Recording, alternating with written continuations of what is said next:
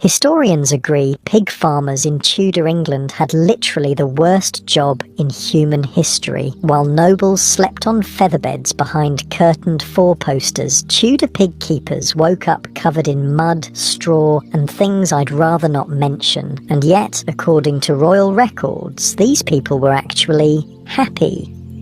The king's own chroniclers noted that pig farmers whistled while they worked, sang while they slopped, and generally seemed more content than the wealthy merchants who could afford actual baths. Either Tudor pig farmers were clinically insane, or they knew something about life that we've completely forgotten. Hey, quick thing before we start. If you actually listen to these regularly, hit like or subscribe. I always wonder where everyone's at, so comment your city and what time it is. Weird to think some of you are having breakfast in London while I'm recording this at night here in the States. Okay, tonight it's Tudor England. But wait, are you comfortable? I mean, properly comfortable. Fluff those pillows, grab your blanket. You're gonna be here a while. The chill hits you first, like daggers slicing through your lungs. Even before your eyes snap open, your body knows something's wrong. The damp straw underneath you has worked its way through your threadbare wool blanket during the night, and now your back is pressed against the hard-packed earthen floor. January in England, 1536, and the frost has crept in under the door of your one-room cottage like a thief. Your name is Thomas Fletcher, tenant pig farmer to Winchcombe Abbey, and unlike your soft, warm bed back in reality, your Tudor sleeping arrangement is basically a pile of straw thrown in the corner farthest from the door to minimise the draft. No mattress, no springs, certainly no memory foam. You're 38 years old, which basically makes you ancient in Tudor times, and every morning your body reminds you of this fact with new and exciting pains. Saints preserve us, you mutter, your breath forming clouds in the freezing air, too bloody cold to live. You're not alone in this tiny house. Your wife Eleanor lies curled beside you, her body heat the only thing that kept you from freezing entirely during the night. Your three surviving children, Agnes, 12, William, 9, and little Mary, 4, are huddled together in another pile of straw near the dying embers of last night's fire. One small window with an oiled parchment covering lets in just enough pre-dawn light for you to make out their sleeping forms. Wait, what? You're probably thinking 3 surviving children. Yeah, this is Tudor England, where having a child was basically rolling dice with death. Eleanor has been pregnant 7 times. 4 living children is actually considered lucky. Your oldest son, John, works as an apprentice to the village blacksmith now. You miss him, but it means 1 less mouth to feed. The cottage is a single room with walls made of wattle and daub, basically woven sticks plastered with a mixture of mud, clay, and animal dung. The roof is thatched with reeds from the nearby river, and while it generally keeps out the rain, it also houses an impressive colony of mice and the occasional bird. At the centre of the room is the hearth, just a circle of stones with a hole in the roof above it to let out the smoke. Emphasis on some of the smoke. The rest just hangs around inside, which explains why everything you own, including your lungs, is coated with a fine layer of soot. Thomas, Eleanor murmurs beside you, stirring. The pigs. Ah yes, the pigs. Always the pigs. You sit up, wincing as your back protests. Your knees crack like kindling as you stand, and for a moment you sway, dizzy from hunger. The last proper meal was yesterday at midday, and even that was just a hunk of brown bread and some turnip pottage. January is always the hardest month. The winter stores are running low, and it'll be months before the new crops come in. You pull on your leather boots, stiff with cold, and reach for your woolen cap. No Tudor farmer would go outside bareheaded, not even to check on the pigs. It's not just about keeping warm going hatless, was considered borderline indecent. Besides, your head is basically one giant bald spot these days, with just a fringe of grey hair around the edges. The cold would go straight to your brain without protection. "I'll get the fire going," Eleanor says, sitting up and reaching for her kirtle, the basic dress that Tudor women wore. Over it she'll put her bodice and apron before the day is done, but for early morning chores the kirtle is enough. "Mind the kindling," you remind her, "when I'm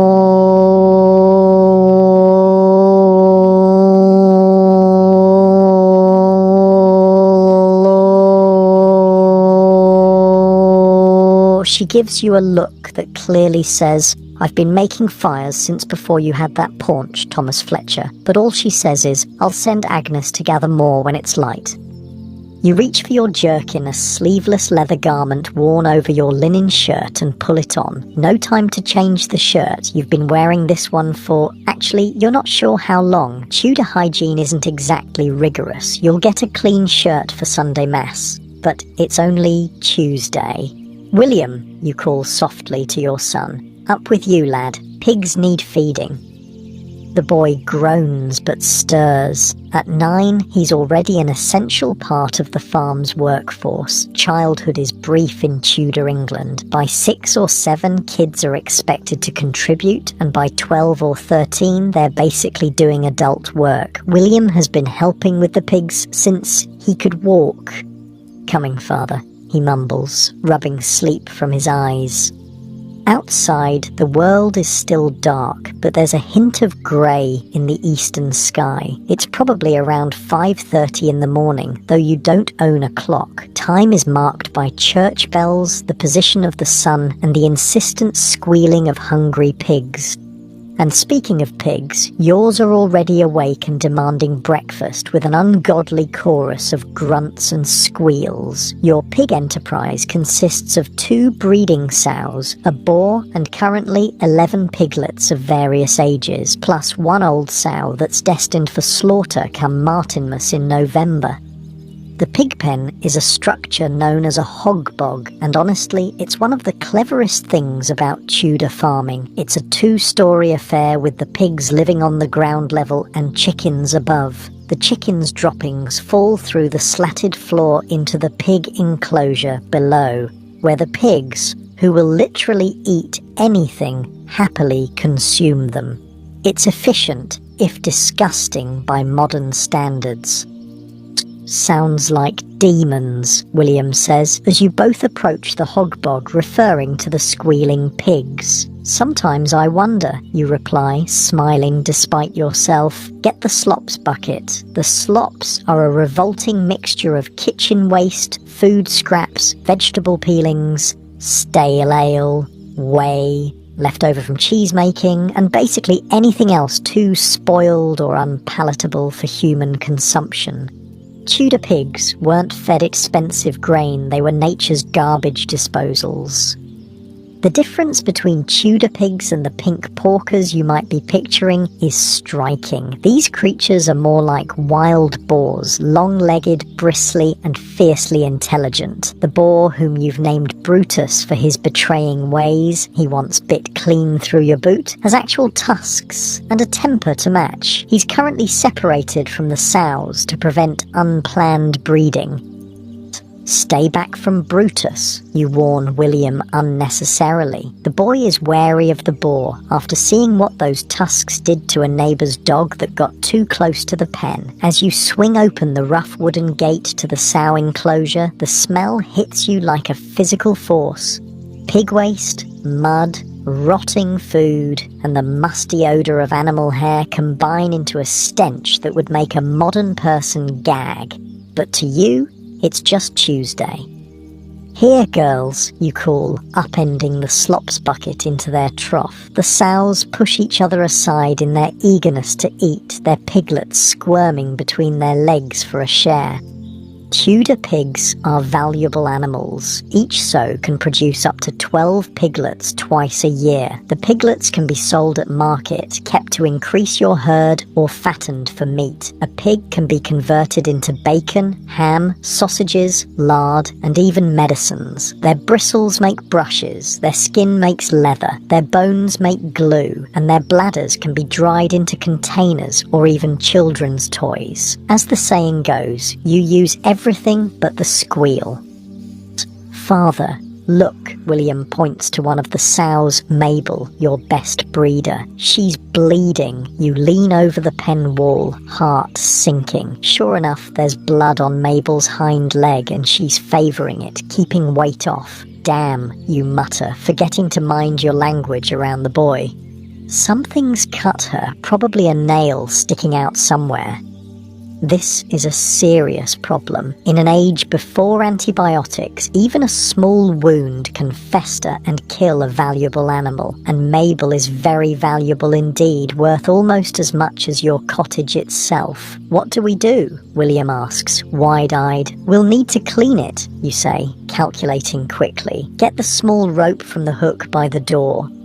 While William runs to fetch the rope, you climb over the pen wall, sinking ankle-deep in muck.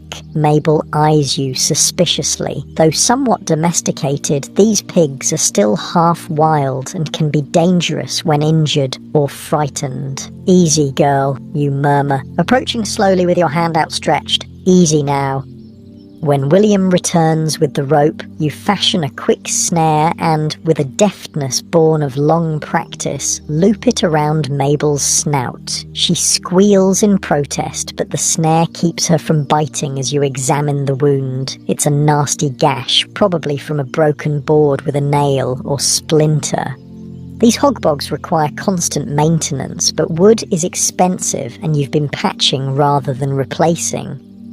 Hold her steady, you tell William, who grabs the rope with both hands, planting his feet. From your belt pouch, you take a small jar of salve, a mixture of honey, which prevents infection, and comfrey, which speeds healing. Eleanor makes it each summer when the herbs are fresh, storing it in clay pots for the winter.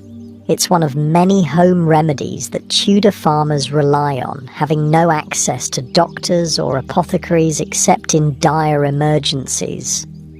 Mabel screams when you apply the salve, a sound so human-like it raises goosebumps on your arms. The other pigs grow agitated, rushing around the pen and adding their voices to the unholy chorus. Almost done, you assure the pig, though of course she doesn't understand. You wrap a strip of linen around her leg, tying it securely. It won't stay on long, pigs are too clever and determined for that, but it might keep the wound clean for a few crucial hours. Will she be all right? William asks as you climb back over the wall, your boots now twice as heavy with mud. If God wills it, you reply, the standard Tudor answer to any question about the future. In truth, you've done all you can. The rest is indeed up to God, or luck, or whatever forces govern the lives of Tudor pig farmers. As you secure the gate, you notice the first proper light of dawn breaking over the fields. The monastery bells ring out prime, the first canonical hour of the day, roughly 6 a.m. Your day has officially begun, though you've already been working for half an hour. We need to fix that pen today, you tell William as you head back to the cottage for a meagre breakfast. Can't risk losing Mabel. The boy nods seriously. At 9, he already understands the precariousness of your existence. One dead sow could mean the difference between surviving the winter and starving. Back at the cottage, Eleanor has the fire blazing, its warm light turning the humble space almost cozy. Agnes is grinding grain in a small hand quern for the day's bread, while little Mary plays with a corn dolly on the floor. Mabel's hurt her leg, you inform Eleanor as you enter. Used some of the honey salve. She nods, not looking up from the pot she's stirring. Bad? Bad enough, you reply, warming your hands by the fire. Breakfast is a simple affair, a thin porridge made from oats, flavoured with a precious pinch of salt. No sugar, of course. Sugar is for the nobility, not for tenant farmers. You eat from wooden bowls with wooden spoons, sitting on three-legged stools around the fire. We'll need to repair the hog bog today, you tell Eleanor between mouthfuls, the south wall's rotting through. The steward's coming, she reminds you, for the quarter rent. You suppress a groan. The monastery of Winchcombe owns this land, and you pay rent quarterly, part in money, part in goods. January's payment includes one of your precious piglets, which cuts into your profits significantly. Which one will we give, you ask, though you already know the answer. The spotted male, Eleanor replies. He's the smallest. You nod. It makes sense to keep the largest, healthiest piglets for breeding or fattening, but it still stings to give away an animal you've raised from birth. As the family finishes breakfast, you outline the day's tasks. William will help you repair the hog bog. Agnes will take the sheep to pasture and gather kindling. Eleanor will work on spinning wool, a vital secondary income for the household. Little Mary is still too young for serious work, though she'll help Eleanor by carding wool. And after the hog bog is fixed, you continue, we need to check the forest edge for fallen branches. We're low on firewood. Technically, the forest belongs to the monastery too, and taking timber is forbidden, but fallen branches are generally overlooked, especially for a tenant in good standing. Still, you'll send William rather than going yourself. A child is more likely to receive mercy if caught. As you speak, there's a knock at the door, a rare enough occurrence to silence the whole family. Eleanor rises to answer it, smoothing her kirtle nervously. The door opens to reveal Brother Thomas, a young monk from the monastery who serves as assistant to the steward. His brown habit is clean and neat, a stark contrast to your mud-spattered clothing. "Good morrow, Mistress Fletcher," he says politely, though his nose wrinkles slightly at the cottage's smoky interior and unwashed occupants. "Brother Thomas," Eleanor curtsies, "we weren't expecting the steward until afternoon." "Steward Blackwell has been delayed at the miller's," Brother Thomas explains. "He sent me to inform you that he'll come tomorrow instead." You feel a wave of relief. One more day to prepare the piglet for transfer and to scrape together the coin portion of your rent. "Thank you for the message," you say, rising from your stool. "Will you take some ale before you go?" It's the polite thing to offer, though your ale stores are precious. Ale is safer to drink than water from the communal well, which is often contaminated. Brother Thomas shakes his head. "I must return to the monastery for terse prayers. That would be the third canonical hour, around 9 a.m. But I've been instructed to tell you that the abbot is pleased with your pig enterprise. It seems your methods of breeding are producing heartier stock than some other tenants. This unexpected praise makes you stand a little straighter. The abbot's approval could mean first choice of land when new plots become available, or perhaps a reduction in rent. We're grateful for his grace's notice," you reply, trying not to sound too eager. "Please convey our thanks." After Brother Thomas departs, the family exchanges excited glances. Recognition from the monastery is rare and valuable. "Does this mean we can keep the spotted piglet?" William asks hopefully.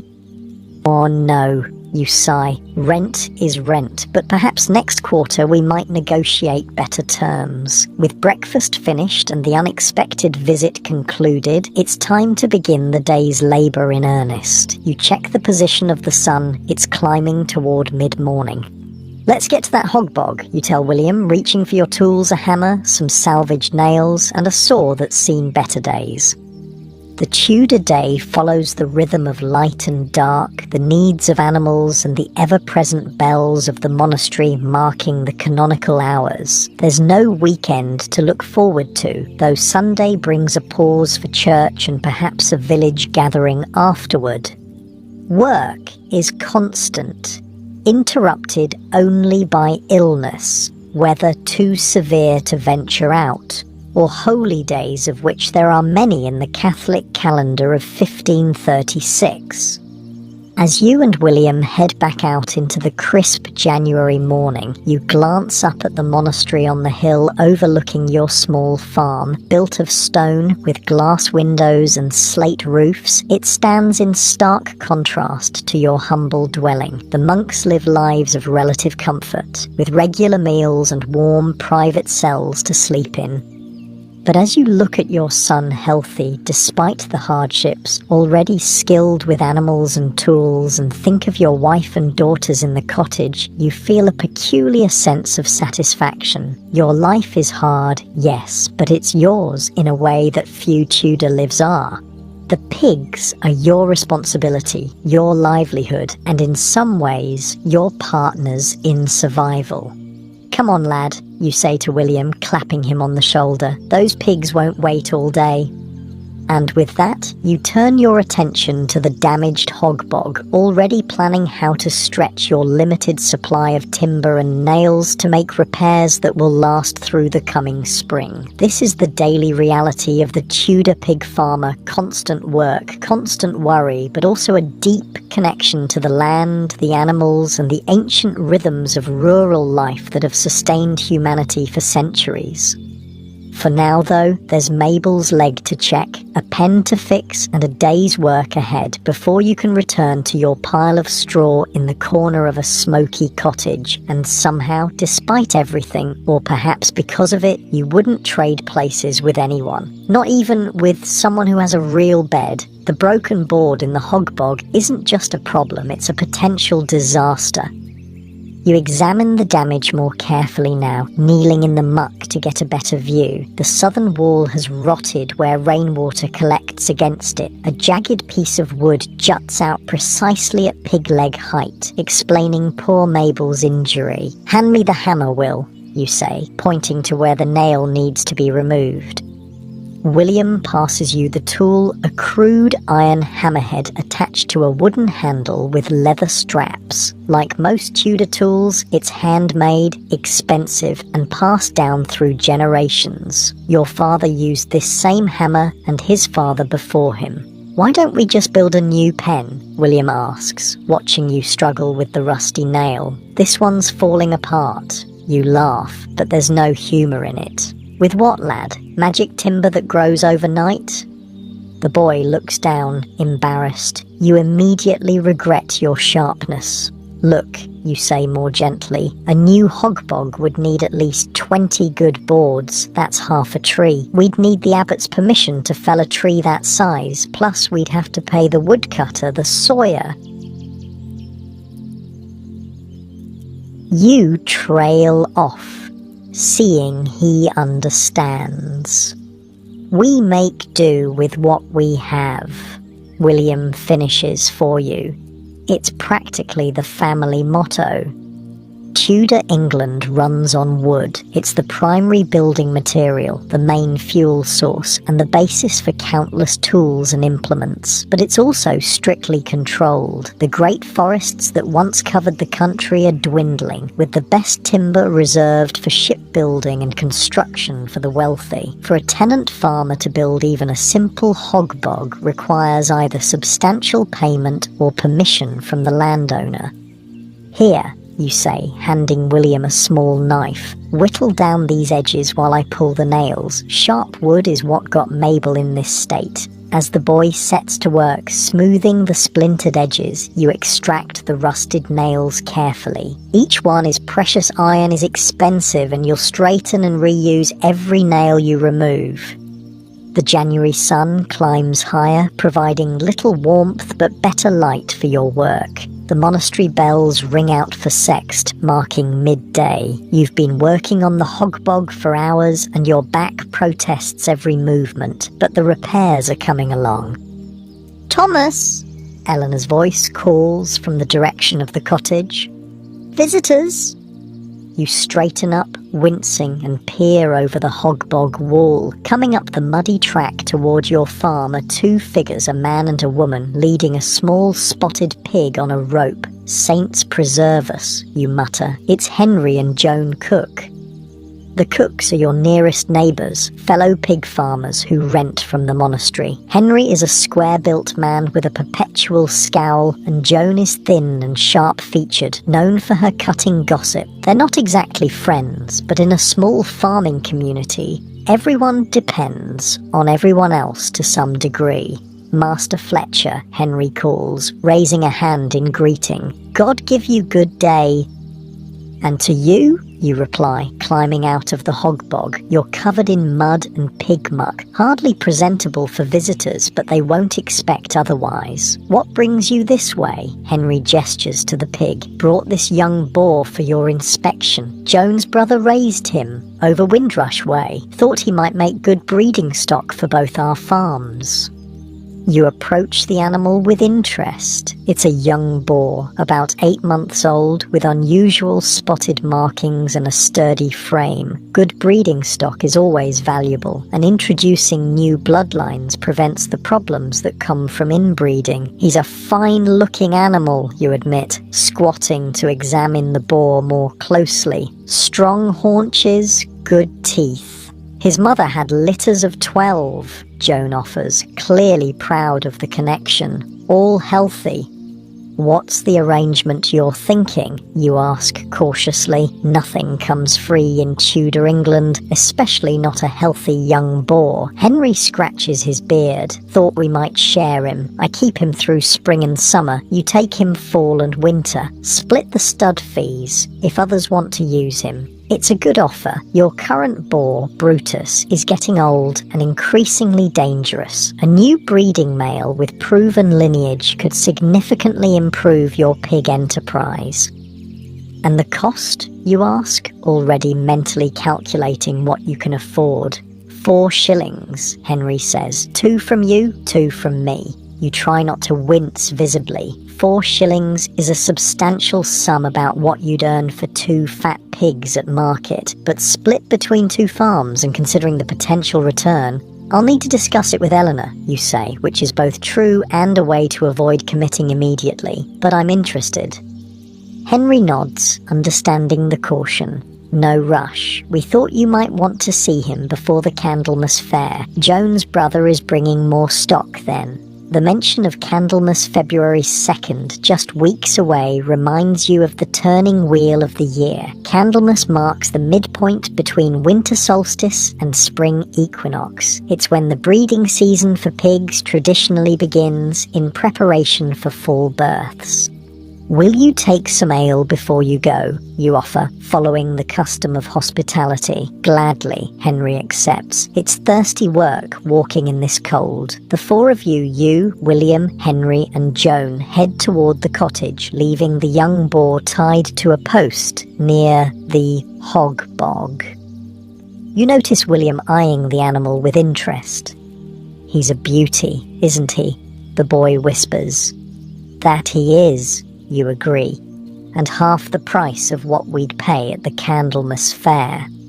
Inside the cottage, Eleanor has been busy. The morning's baking is done, with 2 small loaves of coarse brown bread cooling near the fire. The smell fills the single-room dwelling, making your stomach growl despite the modest breakfast. Master and Mistress Cook, Eleanor greets them, wiping her hands on her apron. Welcome to our home. The standard greeting masks the quick assessment she's making. Eleanor knows as well as you do that unexpected visitors usually want something, whether it's to borrow a tool, offer a trade, or simply gather information to be shared later with others. They've brought a young boar for us to consider, you explain. For breeding. Eleanor's eyebrows lift slightly, the only indication of her surprise. She knows as well as you do that you don't have 2 shillings to spare, especially with the quarter rent due. A fine opportunity, she says diplomatically, reaching for a jug of ale and wooden cups. Agnes, fetch the bread.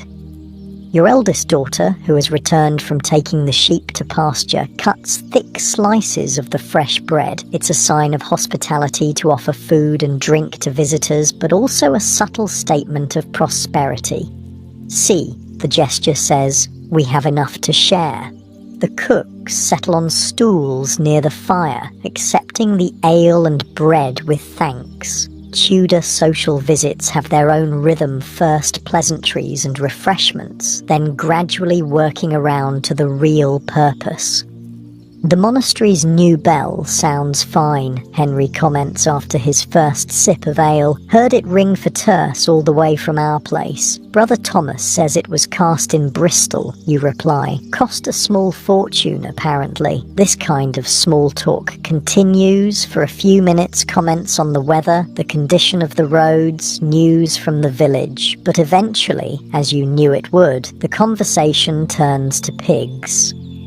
Saw Steward Blackwell yesterday, Henry mentions casually, says the monastery's planning to expand their pig herd come spring. This is interesting news. The monastery's agricultural decisions affect all the tenant farmers in the area. Did he say why? You ask, equally casual, though your mind is racing with implications. Henry leans forward slightly. Word is, the King's commissioners have been asking questions about the monastery's assets. Abbot Montague wants to show how profitable the estates are. A chill that has nothing to do with the January weather runs down your spine. Everyone has heard rumours about King Henry VIII's interest in monastery wealth. Since breaking with Rome and declaring himself head of the church in England, the king has been eyeing monastic properties with undisguised greed.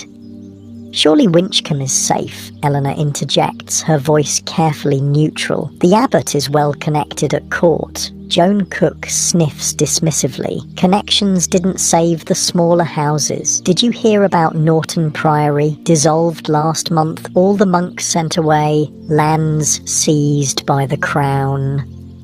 The dissolution of the monasteries is a frightening prospect for tenant farmers like you. If Winchcombe Abbey were to be dissolved, its lands, including your farm, would be sold to whoever could pay the king's price. New landlords often meant new rents, new rules, and sometimes eviction for current tenants. It won't come to that, you say firmly, as much to reassure yourself as the others. Winchcombe is an ancient foundation, wealthy and respected.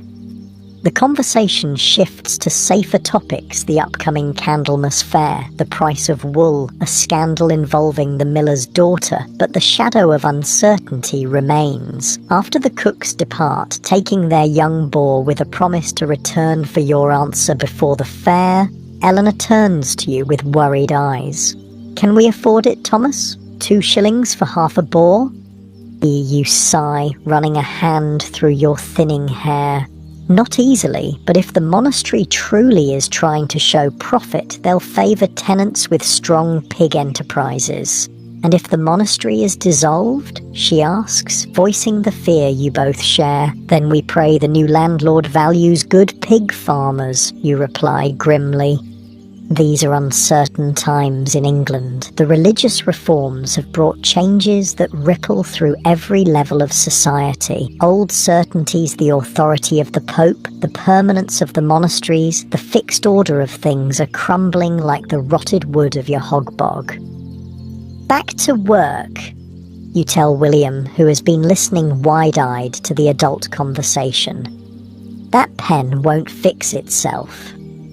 Outside, the January day has reached its brief peak of brightness. You squint up at the sun, calculating the hours of daylight remaining. Winter days are short, and there's still much to do before darkness falls. As you and William return to the hog bog repairs, you notice Mabel limping around the pen, the linen bandage long since trampled into the muck. But she's moving, eating, showing no signs of fever. The wound appears to be healing.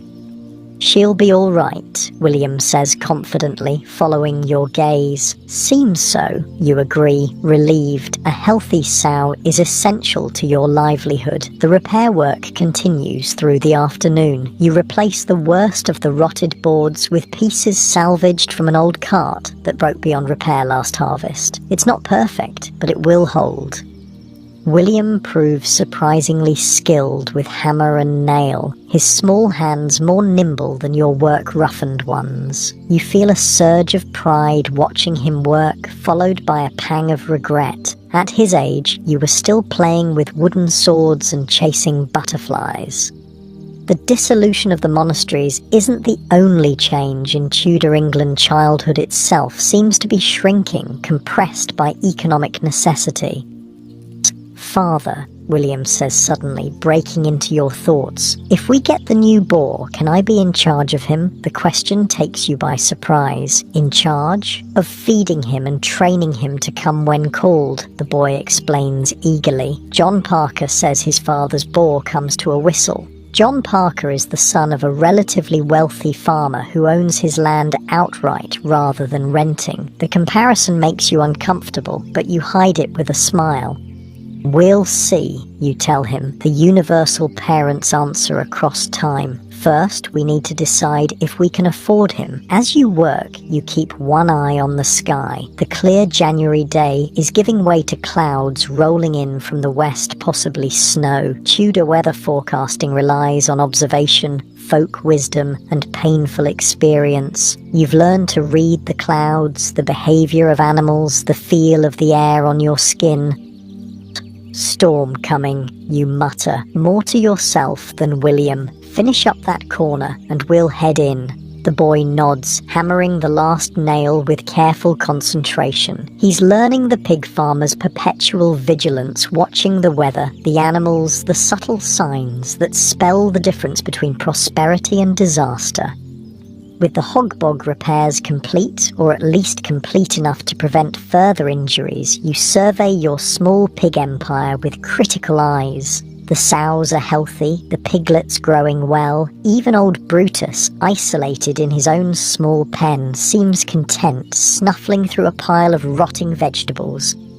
Tudor pig farming is a surprisingly sophisticated enterprise. You know when to breed, when to separate the piglets for weaning, how to prevent disease, and how to maximize the animals' natural behaviors. In autumn, you'll drive the pigs into the forest for pannage, allowing them to forage for acorns and beech nuts, which produces the sweetest pork. All of this knowledge has been passed down through generations, refined by experience. "Check the water trough," you instruct William. "Make sure it's not frozen. Water is essential for pigs, and in January, keeping it from freezing is a constant battle. You've developed a system of rotating troughs, bringing one inside to thaw by the fire while another is in use. As William attends to the water, you collect the tools, carefully counting the precious nails and storing them in a leather pouch. Nothing goes to waste in a Tudor farm, not food scraps, not animal parts, not even bent nails, which can be straightened and reused. The monastery bells ring out for none, marking mid-afternoon. The sound carries clearly across the winter landscape, a reminder of the presence that dominates your life both spiritually and economically. You glance up at the imposing stone buildings on the hill. What would happen to your farm, your family, your pigs if King Henry's commissioners decided Winchcombe Abbey should be dissolved? The thought sends another chill through you, colder than the January air. "William!" you call, making a sudden decision. "We're going to the village." The boy looks up, surprised. "Now? But the storm." "Before the storm," you correct him. "We need to hear what people are saying about the King's commissioners. Information is a precious commodity in Tudor England, especially for those who can't read. News travels by word of mouth, often distorted in the telling. The village alehouse is the closest thing to a news source available to ordinary people like you. Can I come too?" William asks eagerly. You consider. The village alehouse isn't really a place for children, but neither is it the raucous tavern of later centuries. It's simply the house of a woman licensed to brew and sell ale, where locals gather to drink and talk. Yes, you decide, but stay close and mind your manners. You inform Eleanor of your plan, and she nods, understanding the importance of gathering information. Agnes will stay to help with the evening meal preparation, and little Mary is already napping on her straw pallet, worn out from a morning of helping her mother. Be back before dark, Eleanor warns. The storm looks bad. You promise, though you both know dark falls early in January, and time is an imprecise concept in a world without clocks. The walk to the village takes about 20 minutes along a muddy track that serves as the main road. William trots beside you, excited by the unexpected excursion. The village itself is a modest cluster of cottages similar to your own, with the parish church at its centre. Unlike your isolated farm, these dwellings are packed closely together, with small garden plots behind them. The alehouse is simply the home of Widow Simmons, marked only by a painted wooden ale stake outside the door. Inside, the single room is similar to your cottage, but larger, with several trestle tables and benches. A fire roars in the central hearth, and the air is thick with the yeasty smell of ale and the smoke from the fire. Several men are already gathered, drinking from wooden cups and talking in low voices. They look up as you enter, nodding in greeting. You recognize most of them other tenant farmers, the village blacksmith, a couple of labourers who work on the larger farms. Fletcher, the blacksmith, a burly man named Tanner, acknowledges you. Don't often see you this time of day. The hog bog needed fixing, you explain, settling on a bench near the fire. Thought we deserved some ale after. It's a plausible excuse, and no one questions it. William sits beside you, eyes wide as he takes in the rare sight of men relaxing, talking freely. Widow Simmons brings you ale without being asked a thin, sour brew, but safer than water and warming on a cold day. William gets a smaller cup, diluted with water. You listen more than talk, gathering scraps of information. The conversation flows around topics of common interest, the weather, crops, livestock prices, but eventually turns to the subject you came to hear about. My cousin works at Hales Abbey, one of the labourers is saying. Says the king's men were there last week, making inventory of everything, counting candlesticks, weighing silver. Hales Abbey is less than 10 miles from Winchcombe, famous for its relic of the Holy Blood. If the King's Commissioners are investigating there, Winchcombe can't be far behind. What happens to the tenants if an abbey is dissolved? Someone asks, voicing the question burning in your mind. The blacksmith shrugs his massive shoulders. Depends who buys the land. Some new lords keep the old tenants, just raise the rents. Others clear the land for sheep. Clearing land for sheep is a frightening prospect. It's happening across England, landowners evicting tenant farmers to raise sheep, which require fewer workers and produce valuable wool. Entire villages have been emptied, the people forced to become wandering beggars, or to seek work in the growing towns. Won't happen here, another man insists. Abbot Montague has the king's favour. You're not so sure, but you keep your doubts to yourself. Tudor England is increasingly dangerous for those who speak their minds too freely, especially on matters touching the king's policies. The conversation shifts again, turning to more immediate concerns: a wolf reportedly seen near the sheep pastures, the upcoming Candlemas Fair, a dispute over boundary markers between two farms. You finish your ale, drop a halfpenny on the table for Widow Simmons, and nudge William. Time to go. Your mother will worry.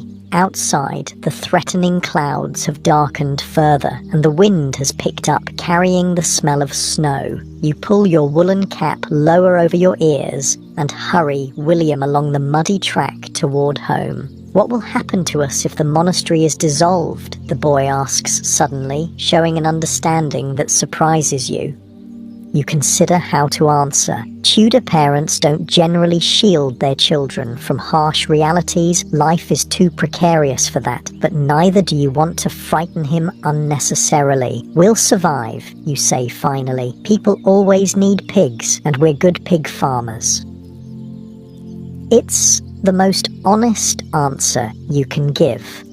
The future is uncertain, but your skill with pigs, your knowledge passed down through generations, is something no King's Commissioner can inventory or seize.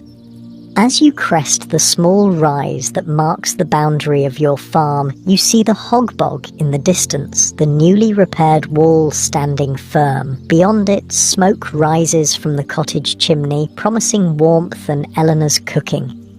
Whatever changes come to Tudor England, whatever shifts in religion or politics or land ownership, this moment returning home at dusk to your family and your pigs is a constant. It's not an easy life, but it's one you understand, one you've mastered through years of hard-won experience. "Race you home," William challenges suddenly, taking off down the muddy track with the boundless energy of childhood. You laugh and follow at a more dignified pace, your mind still turning over the information gathered at the alehouse, but your heart lightening at the sight of home. The first snowflakes begin to fall as you reach the cottage door. The snow falls harder as you step inside the cottage, a blast of warm air greeting you like an old friend. Eleanor looks up from the hearth, where she's stirring a pot of something that smells better than anything has a right to in January. "Cut it close," she remarks, eyeing the snow clinging to your cap and shoulders. "Another hour and you'd have been lost in it." "We went to the alehouse," William announces proudly before you can answer, shaking snow from his hair like a wet dog. "Father had ale and I had some too." Eleanor raises an eyebrow at you, but there's no real censure in her look. In Tudor England, even children drink weak ale. It's safer than water. "And what news from the village?" she asks, returning to her stirring. You hang your cap on a peg by the door, moving closer to the fire's warmth. "The King's Commissioners were at Hales Abbey last week, making inventory." Eleanor's hand pauses briefly over the pot. She understands the implications as well as you do. "They'll come here next, I expect," she says quietly, mindful of the children. Little Mary is playing in the corner with a rag doll, but Agnes, at 12, is old enough to understand adult concerns. She watches you both with solemn eyes from where she's setting out wooden bowls for the evening meal. "Maybe," you concede, "Tanner thinks the Abbott's Court connections might protect Winchcombe." The fire crackles, sending up a shower of sparks. Outside, the wind picks up, rattling the oiled parchment that covers your single window. "What's for supper?" you ask, changing the subject to something more immediate. "Smells good." "Pottage," Eleanor answers, "with the last of the salt pork and some dried herbs." Pottage is the staple food of Tudor England, a thick soup or stew made from whatever's available. In summer and autumn, it might be filled with fresh vegetables from the garden. In January, it's mostly root vegetables that store well. Turnips, carrots, parsnips, enhanced with whatever meat or fat can be spared. The salt pork is from a pig slaughtered at Martinmas, November 11th, the traditional time for butchering. The meat has been preserved in salt, hanging from the cottage rafters through the winter. It's a luxury to use some in January, when fresh meat is scarce. "William, fetch more wood for the fire," Eleanor instructs. "Agnes, finish setting the table." Tudor meal preparation is a family affair, with each member assigned tasks according to age and ability. Even 4-year-old Mary helps by carrying spoons, though you notice she's currently using one to give her doll an imaginary taste of pottage. As William goes out to the small woodpile by the door, you lower your voice. Henry Cook came by with a young boar, offering to share ownership for 2 shillings. Eleanor's eyes widen slightly. 2 shillings, with the quarter rent due? I know, you sigh, but our Brutus is getting old and mean, won't be good for breeding much longer. She considers this, adding a pinch of precious dried herbs to the pottage. Herbs are not just for flavour in Tudor cooking, they're believed to balance the humours of the body, according to the medical theories of the time. If we sell the spotted male piglet to the monastery instead of giving it as rent, she begins. They might accept it, you finish her thought, but they'd want more coin to make up the difference. This kind of calculation is constant in Tudor economics, weighing options, calculating relative values, looking for small advantages within the rigid social and economic structures. William returns with an armful of wood, his face red with cold. It's really coming down now, he reports excitedly. Can't even see the hogbog from the door. A heavy snowfall brings mixed feelings. It means no work can be done outside, a welcome respite for aching muscles, but it also means the animals must be well sheltered, water sources might freeze, and precious firewood is consumed faster. We'd best check the pigs again after supper, you decide. Make sure they're settled for the night. Eleanor nods, lifting the iron pot from its hook over the fire. Supper's ready. The family gathers around the small table, really just a board laid across 2 barrels. Grace is said, thanking God for the food, even in these lean winter months. Religious observance is woven into every aspect of Tudor life, with prayers marking meals, beginnings, and endings of work, and significant moments throughout the day. The pottage is served into wooden bowls, steam rising invitingly in the firelit cottage. Each family member has their own spoon. Yours is wooden, worn smooth from years of use. Eleanor's is pewter, a wedding gift from her father, who was slightly higher on the social ladder than your family. The children use wooden spoons like yours. Careful, it's hot, Eleanor warns Mary, helping the little girl with her bowl. The first spoonful is heaven, rich with turnips and carrots from your garden, thickened with a handful of oats and flavoured with small pieces of salt pork that make the humble vegetables taste like a feast. Good, you murmur appreciatively, and Eleanor's face softens with pride.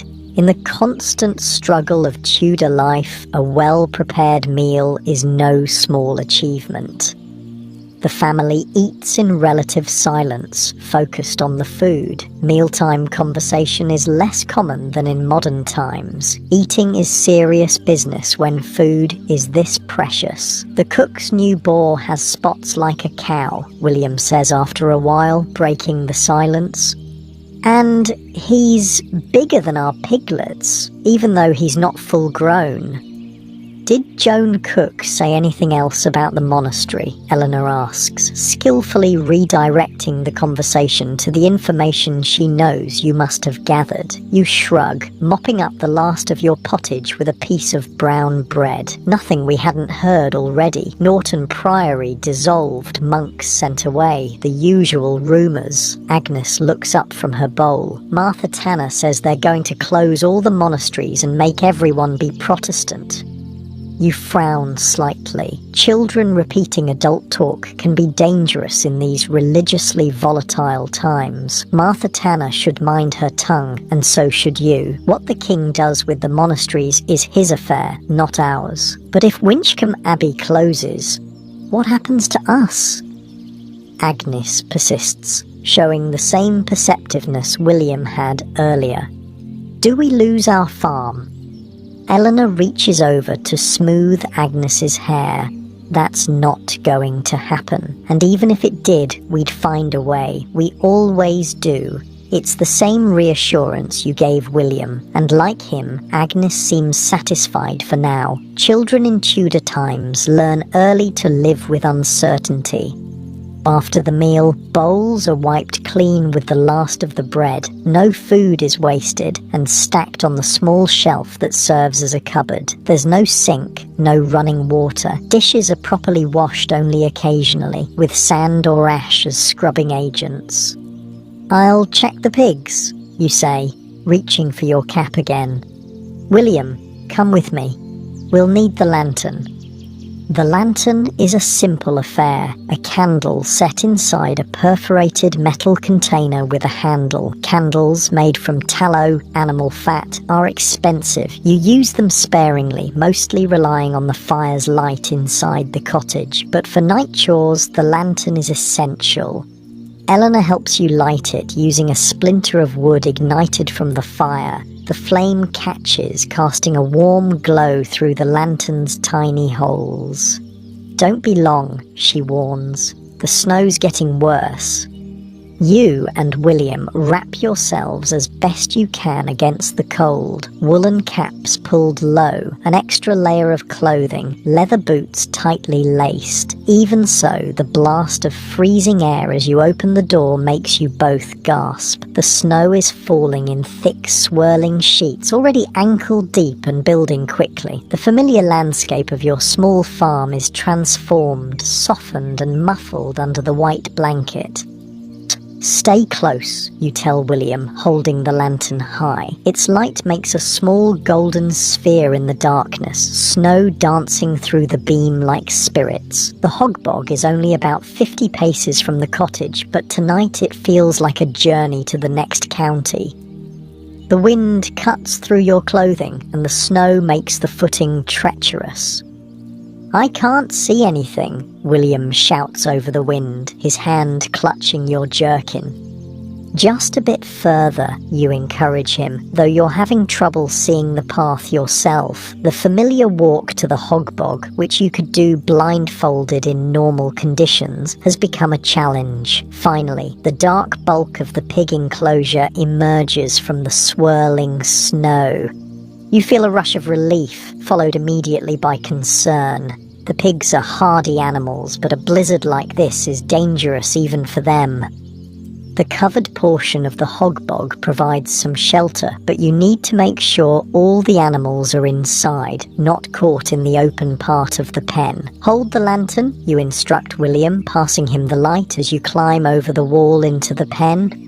The pigs are huddled together in the covered area, their body heat creating a relatively warm space. You count them by lantern light. 2 sows, 11 piglets, all present. The sows look up at you with what seems like reproach for disturbing them. "They're fine," you call to William, "all inside."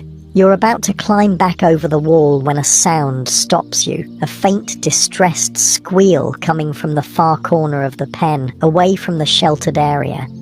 "What was that?" William asks, lifting the lantern higher. You listen intently, and there it is again, the unmistakable sound of a pig in distress. Cursing under your breath, you wade through the snow-covered muck toward the sound. In the corner, half buried in rapidly accumulating snow, is one of the smaller piglets, separated from the litter. It's shivering violently, making pitiful noises that are mostly swallowed by the howling wind.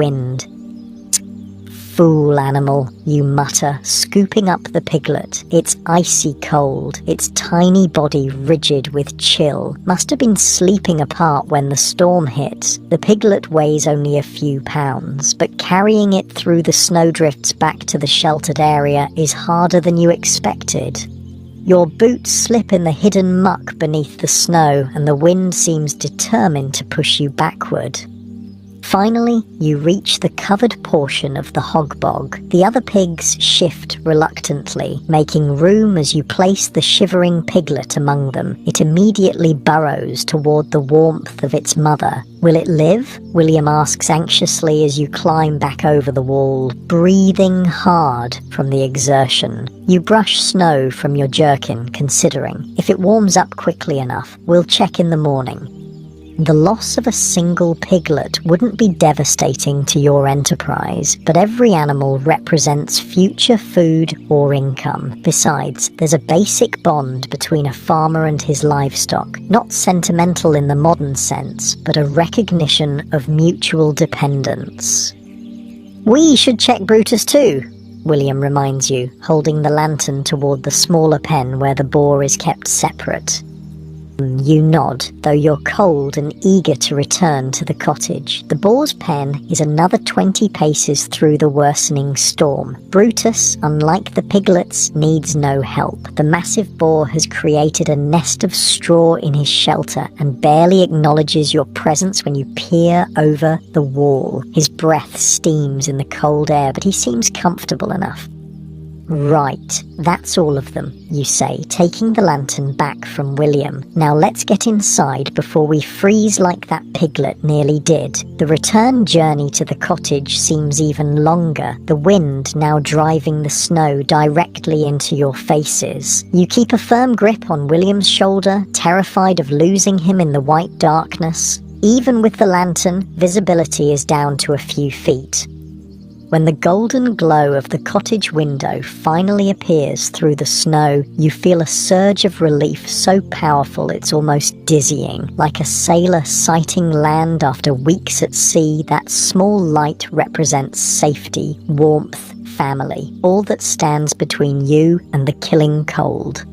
Eleanor opens the door as you approach, her anxious face illuminated by the fire behind her.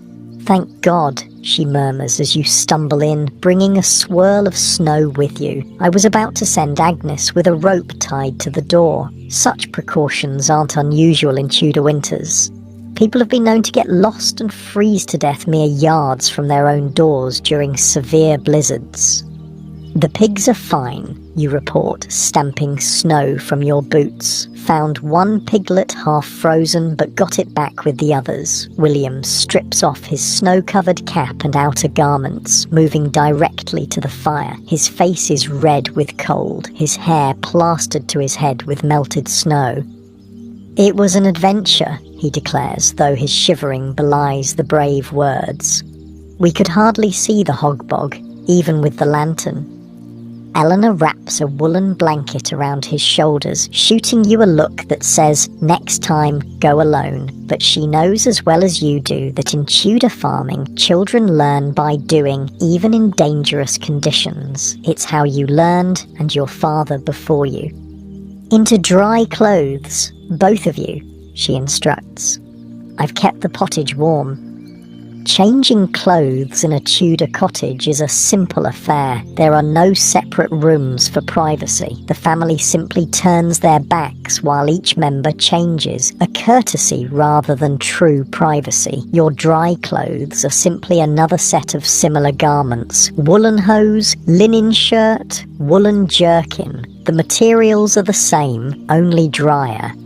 Once changed, you settle by the fire with a fresh bowl of warmed pottage. The storm rages outside, wind howling around the cottage and snow occasionally sifting down through the thatched roof. But inside, the fire crackles cheerfully and the family is together and safe. If the snow keeps up, we won't be able to open the door by morning, you observe, listening to the wind. Eleanor nods, already thinking ahead to the challenges a heavy snowfall brings. "We have enough food for a few days, and the pigs? They have shelter, and they were fed today," you assure her. "They'll be hungry by tomorrow, but they won't starve if we can't reach them for a day."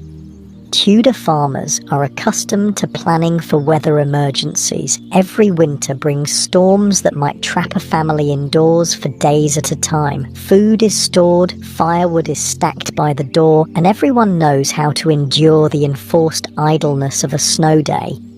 If we're snowed in tomorrow, we can work on the spinning, Eleanor says, glancing at her distaff and spindle in the corner. Spinning wool into thread is a constant task for Tudor women, providing both clothing for the family and a product to sell or barter. And I can finish carving the new spoon, you add. Small woodworking projects are saved for just such occasions, items needed by the household that can be made indoors during bad weather. The children listen to this planning with mixed feelings. A snow day means no outdoor chores, but it also means indoor tasks and the boredom of confinement. Can you tell us a story if we're snowed in? Mary asks hopefully, climbing onto your lap now that you've finished eating.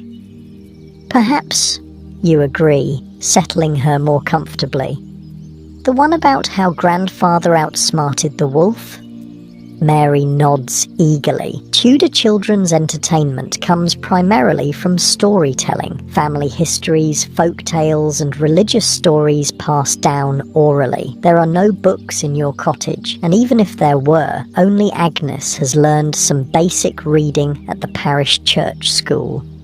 The evening settles into its familiar rhythm. Eleanor spins by firelight, her skilled hands drawing out wool fibres and twisting them into thread. Agnes works on a simple embroidery project, decorative stitches on a piece of linen that will eventually become a collar.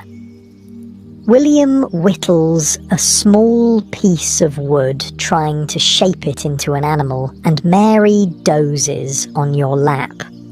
Outside, the storm continues unabated.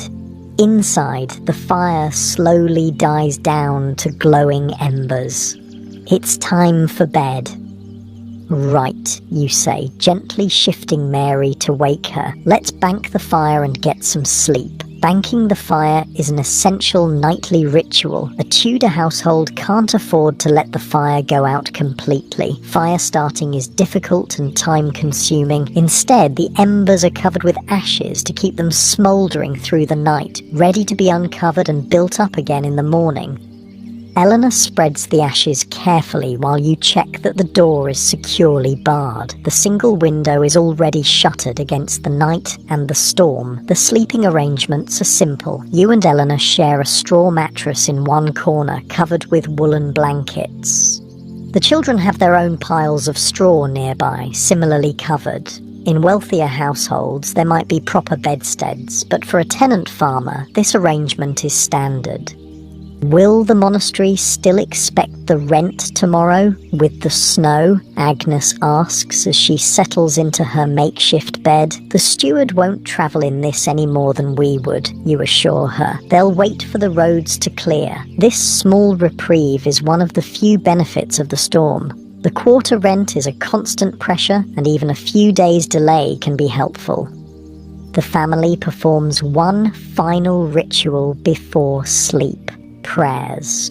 Tudor religious observance is woven throughout the day, but evening prayers are particularly important. You lead, reciting the Pater Noster, Our Father, and Ave Maria in Latin as you were taught, though the religious landscape of England is shifting toward English prayers under King Henry's reforms.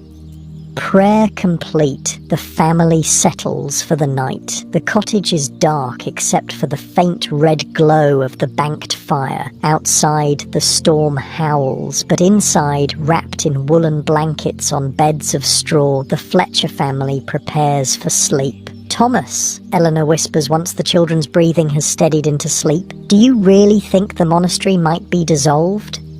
In the darkness, you can't see her face, but you can hear the worry in her voice. It's rare for Eleanor to express fear. She's the steady centre of the family, practical and resilient. I don't know, you admit quietly. The king needs money for his wars, and the monasteries are rich. But Winchcombe has powerful friends. If it happens, she begins. If it happens, we'll face it, you interrupt gently. We're good farmers. Pigs need tending whether the land belongs to a monastery or a new lord. It's the same reassurance you've given the children, and like them, Eleanor seems to accept it, at least for now. She shifts closer to you on the shared mattress, her warmth a comfort against the winter night.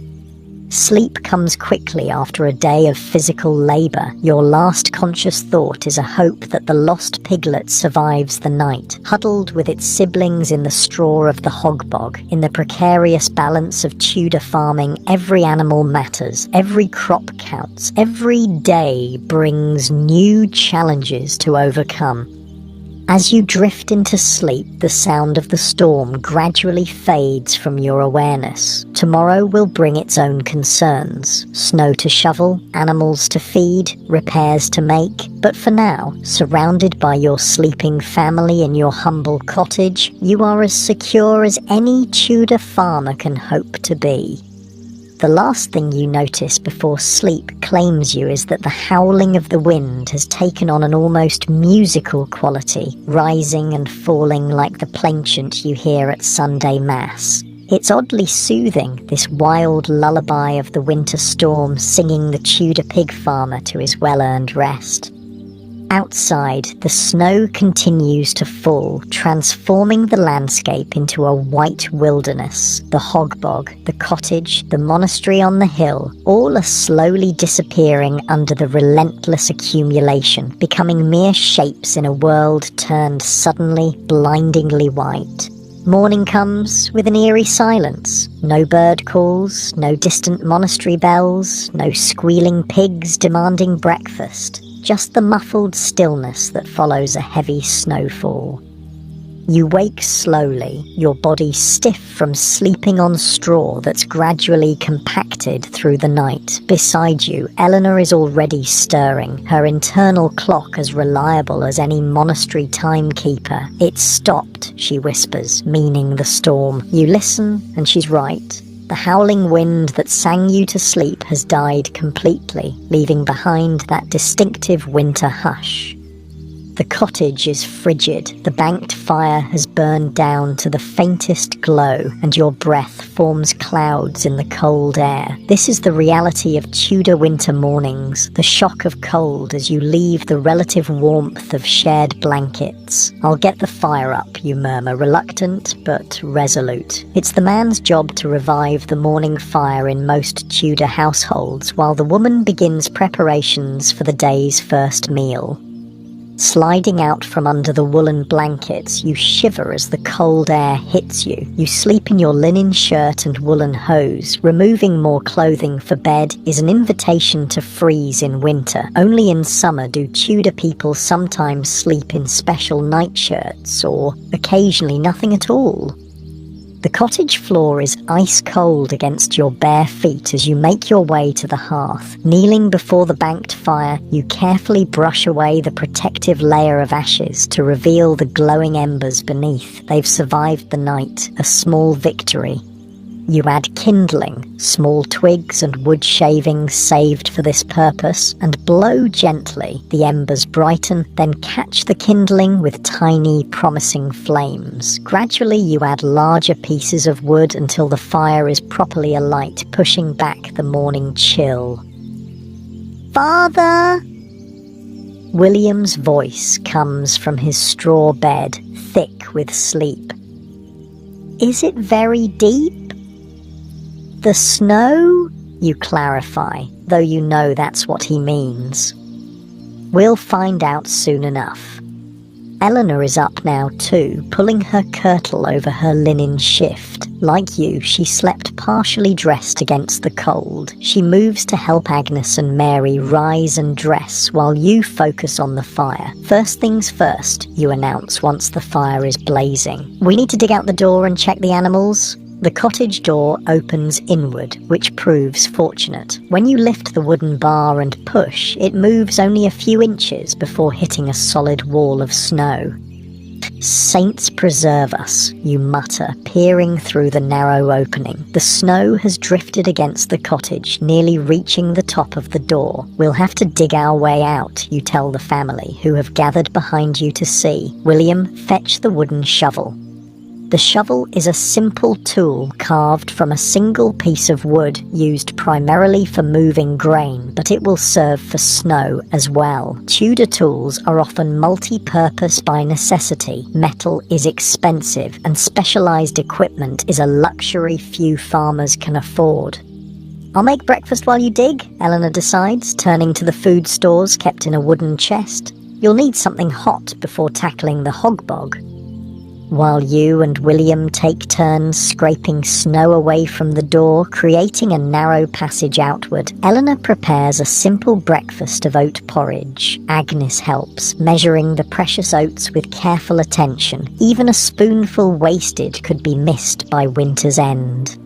The digging is hard work. The snow is deep and has partially frozen during the night, forming a crust that must be broken before it can be moved. Your breath comes in great white clouds as you labor, and sweat forms under your woolen cap despite the cold. "It's like digging through stone," William complains after his turn, his small face red with exertion. "Keep at it," you encourage him. "Think of the hungry pigs."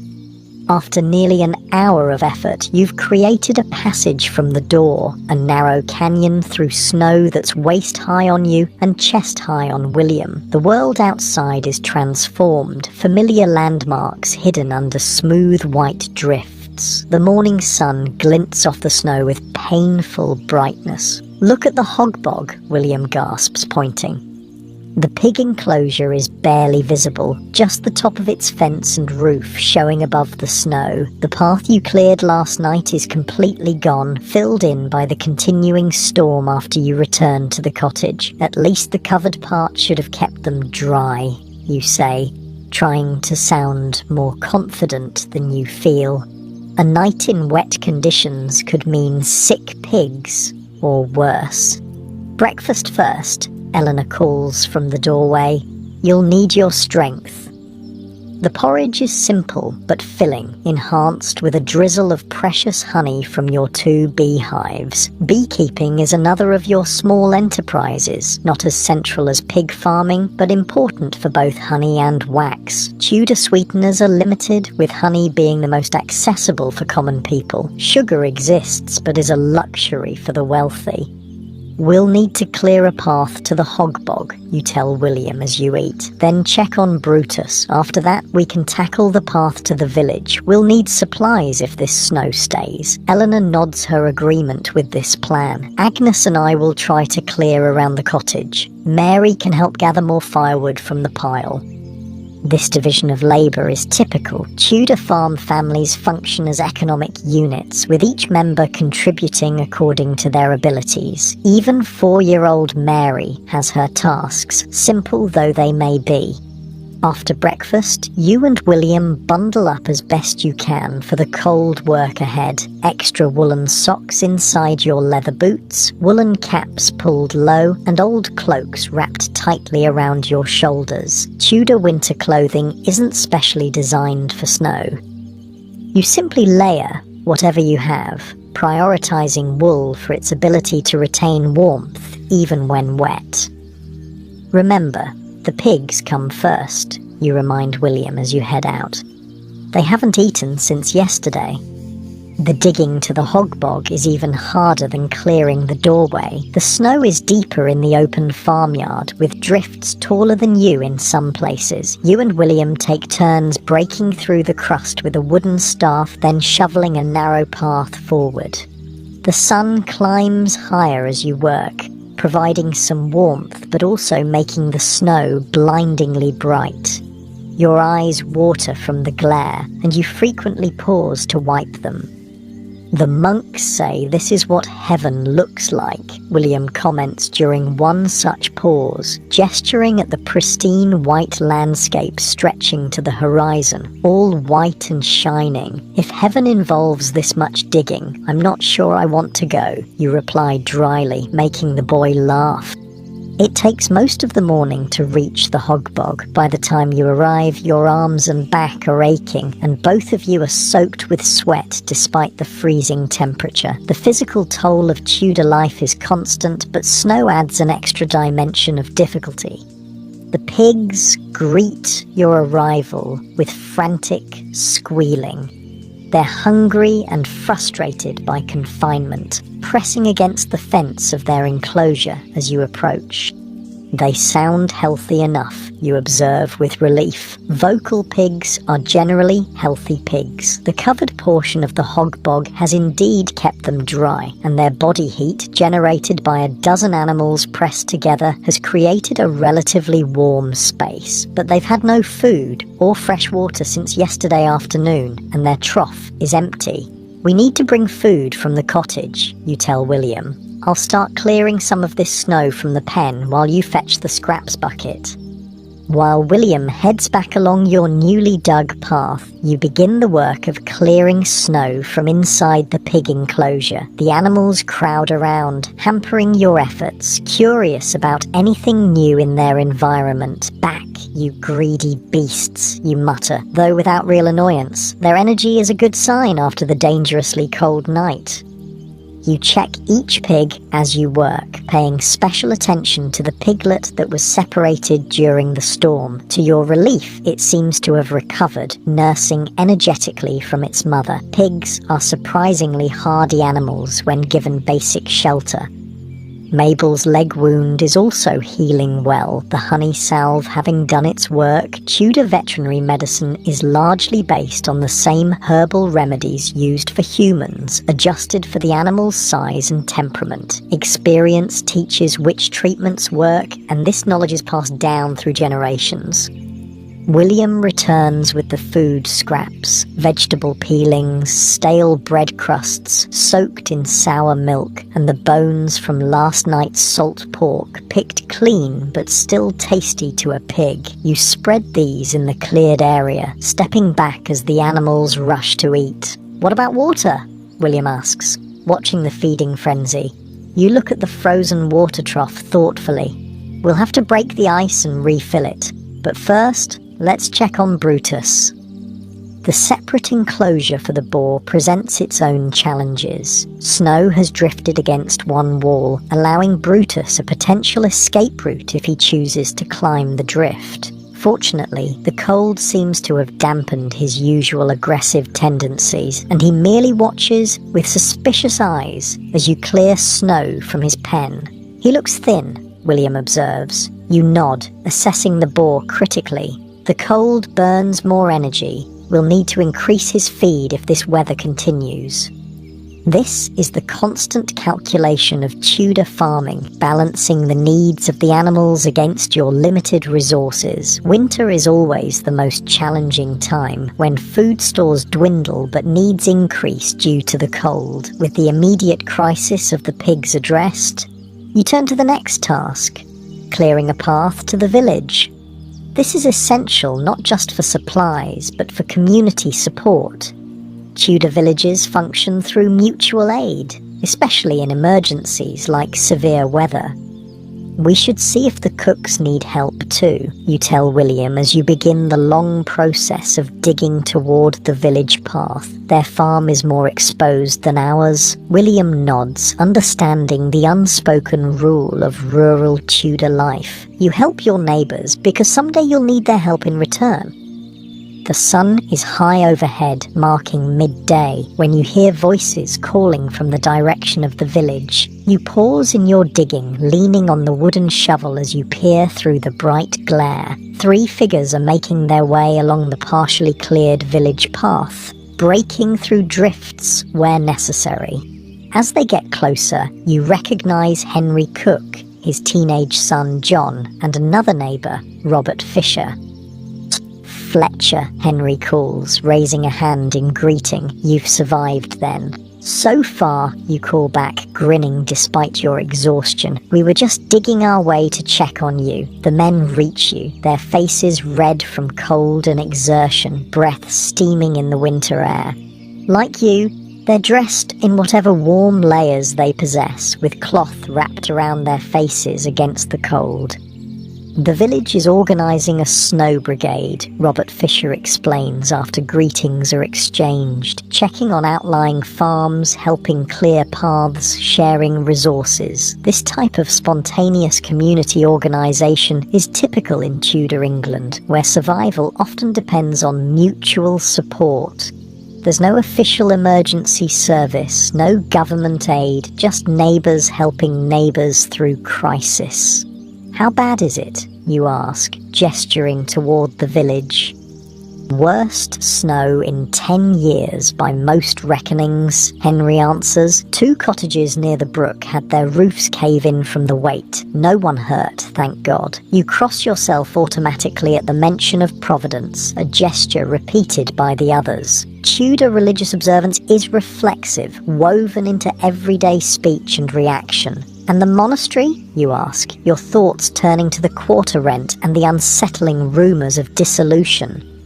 The brothers are out helping too, Robert says. Abbots opened the monastery storehouse for those in need, and the steward sent word, no rent collections until the roads clear properly. This news brings visible relief to your face. The monastery's charity during crisis reinforces your hope that it might be spared the king's dissolution campaign. A benevolent landlord is worth preserving from a tenant's perspective. We're checking farms to the north, Henry explains. Fisher's group is handling the east. Can you manage here, or do you need hands? You consider your situation. The pigs are fed, if not comfortable, and your family is safe and warm in the cottage. Others may be in more dire circumstances. We're managing, you assure them, but we'll join the effort once we've finished clearing our own paths. Eleanor's got a pot of pottage that could feed a few hungry diggers. The men nod appreciatively at the mention of hot food. Tudor hospitality centres on sharing whatever you have, especially in times of hardship. We'll spread the word, Fisher promises. God keep you, Fletcher. And you respond, the traditional parting. As the men continue on their way checking the next outlying farm, you turn to William with renewed energy. Let's finish this path and get back to the cottage. Your mother will want to know the news. The work continues through the afternoon, your progress slowed by increasing fatigue. Tudor physical endurance is remarkable by modern standards. A lifetime of manual labour builds strength and stamina, but even the hardiest farmer has limits. By the time you and William stagger back to the cottage, the sun is already low in the western sky. Winter days are short and darkness comes early. You've managed to clear paths to the hog bog, to Brutus's pen, and part way to the village, enough for emergency access if needed. Eleanor meets you at the door, her expression shifting from worry to relief. Thank God, she says, helping you remove your snow-crusted outer layers. I was about to send Agnes looking for you. We met the village snow brigade, you explain, moving gratefully toward the fire. Worst storm in 10 years, they're saying. The cottage is warm and filled with savoury smells. Eleanor has been busy during your absence, cooking and organising. Agnes has continued spinning wool, a substantial ball of thread now wound on her spindle. Even little Mary has been productive, helping to sort dried beans from last autumn's harvest, a task suited to small fingers.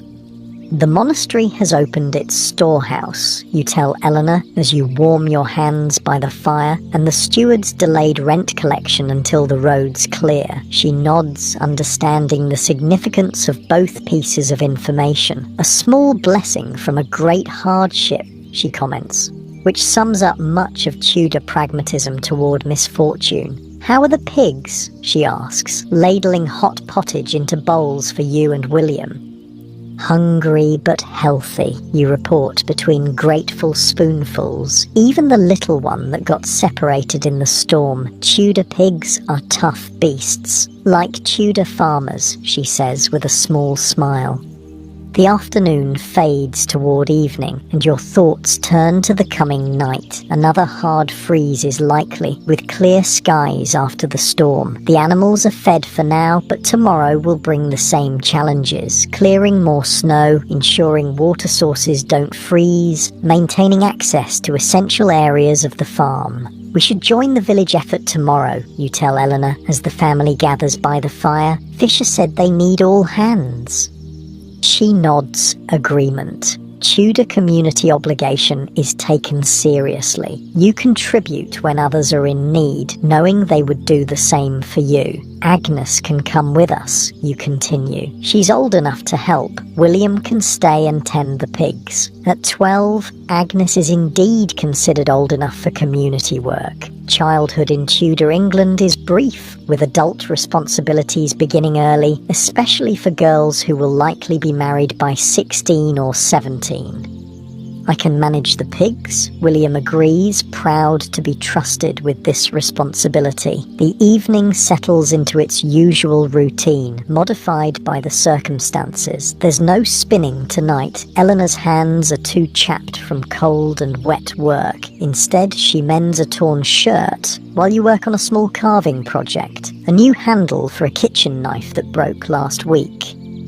The children are more subdued than usual, the physical demands of the day having drained their energy. Even Mary is content to sit quietly, playing with her rag doll rather than demanding stories or attention. As darkness falls completely, Eleanor prepares a simple supper, more pottage, reheated from midday with the last of yesterday's bread. Tudor meals are repetitive by modern standards, especially in winter when fresh ingredients are scarce. Will the snow melt soon? Agnes asks as the family eats. You consider the question, drawing on years of observation and weather lore. Not immediately, too cold for fast melting, but in a few days, if the sun stays strong, we'll see the high ground clear first. This kind of practical knowledge, how weather patterns work, how the land responds to conditions, is essential to Tudor farming success. There are no meteorological forecasts, just experience and observation passed through generations. The monastery road will clear first, you add. It's on high ground and they'll have many hands working on it. The monastery road is important for the entire community. It connects to the main highways that lead to market towns where goods can be traded. Even in normal times, the monastery maintains this road better than the smaller village paths. After supper, the family prepares for bed with the usual routine. The fire is banked for the night, prayers are said, and everyone settles onto their straw mattresses. The physical exertion of snow clearing ensures that sleep comes quickly to most. But you find yourself lying awake, staring at the dark ceiling, mind turning over problems and possibilities. The delayed rent is helpful but temporary. The rumours of monastery dissolution remain troubling. The condition of your pigs after this unexpected weather crisis will need careful monitoring. Eleanor stirs beside you, sensing your wakefulness. "What troubles you?" she whispers. "Nothing new," you assure her. "Just the usual worries, made louder by the quiet." She understands. Tudor life is precarious at the best of times. A snowstorm, a pig disease, a poor harvest. Any of these could tip a family from subsistence to starvation. Add the uncertainty of changing religious and political landscapes, and sleep becomes elusive despite physical exhaustion. "We've weathered worse," she reminds you, her hand finding yours in the darkness. And it's true. In your nearly 40 years, you've survived crop failures, livestock diseases, and political upheavals that threaten to upend rural life. The Tudor era is one of extraordinary change, but farming continues, adapting as it must to new realities. "Sleep," Eleanor murmurs. "Tomorrow needs your strength." You close your eyes, consciously relaxing each part of your body as your father taught you long ago. The technique usually works, and tonight is no exception. Gradually, the worries recede, replaced by the simple awareness of your breathing, the distant howl of a fox, the occasional pop from the banked fire. The last thought before sleep claims you is a simple observation. The pigs survived, the family is safe, and tomorrow you'll help neighbours who would help you in turn. In the complex, changing world of Tudor England, these simple constants provide a framework for living community, family, and the ancient rhythms of farming life. As you drift into sleep, snow continues to blanket your small corner of Tudor England, insulating it against the cold, muffling sounds, smoothing the rough edges of daily existence. Tomorrow will bring its challenges, but tonight, at least, there is peace in the pig farmer's cottage. In the hog bog, the pigs sleep too, huddled together for warmth, their breath forming small clouds in the frozen air. Even Brutus, solitary in his pen, has created a nest of straw where he lies curled against the cold. All wait for morning, for food, for the rhythm of Tudor farm life to continue despite snow, despite cold, despite the uncertain future facing monastery lands in a rapidly changing England. The Tudor pig farmer sleeps, gathering strength for whatever tomorrow may bring. The next few days pass in a blur of snow clearing, animal tending, and community work. Each morning begins the same. The shock of cold as you leave warm blankets, the careful nurturing of fire from overnight embers, the simple breakfast of porridge or bread, then out into the white world to check on the pigs before joining the village effort. By the third day after the storm, paths are cleared to all the outlying farms. 2 elderly villagers have been brought to the parish church, where a fire is kept burning day and night for those needing shelter. The monastery has indeed opened its storehouses, distributing grain and preserved food to families whose own stores were running low. It's on this third day, as you're helping to clear the main village road, that you first hear the bells, not the regular monastery bells marking the canonical hours. You're all accustomed to those, but an irregular, excited pealing that carries across the snow-covered landscape. "What's that?" Agnes asks, pausing in her work of carrying cleared snow in a basket. You straighten, your back protesting after hours of digging. Something's happening at the monastery. The other villagers have stopped working too, heads tilted toward the sound. Bell ringing outside the regular schedule usually signals either celebration or alarm. Riders coming, someone calls, pointing toward the monastery road. In the distance, you can make out a small group on horseback, moving steadily along the cleared road from the monastery toward the village. Their cloaks are bright splashes of colour against the white landscape.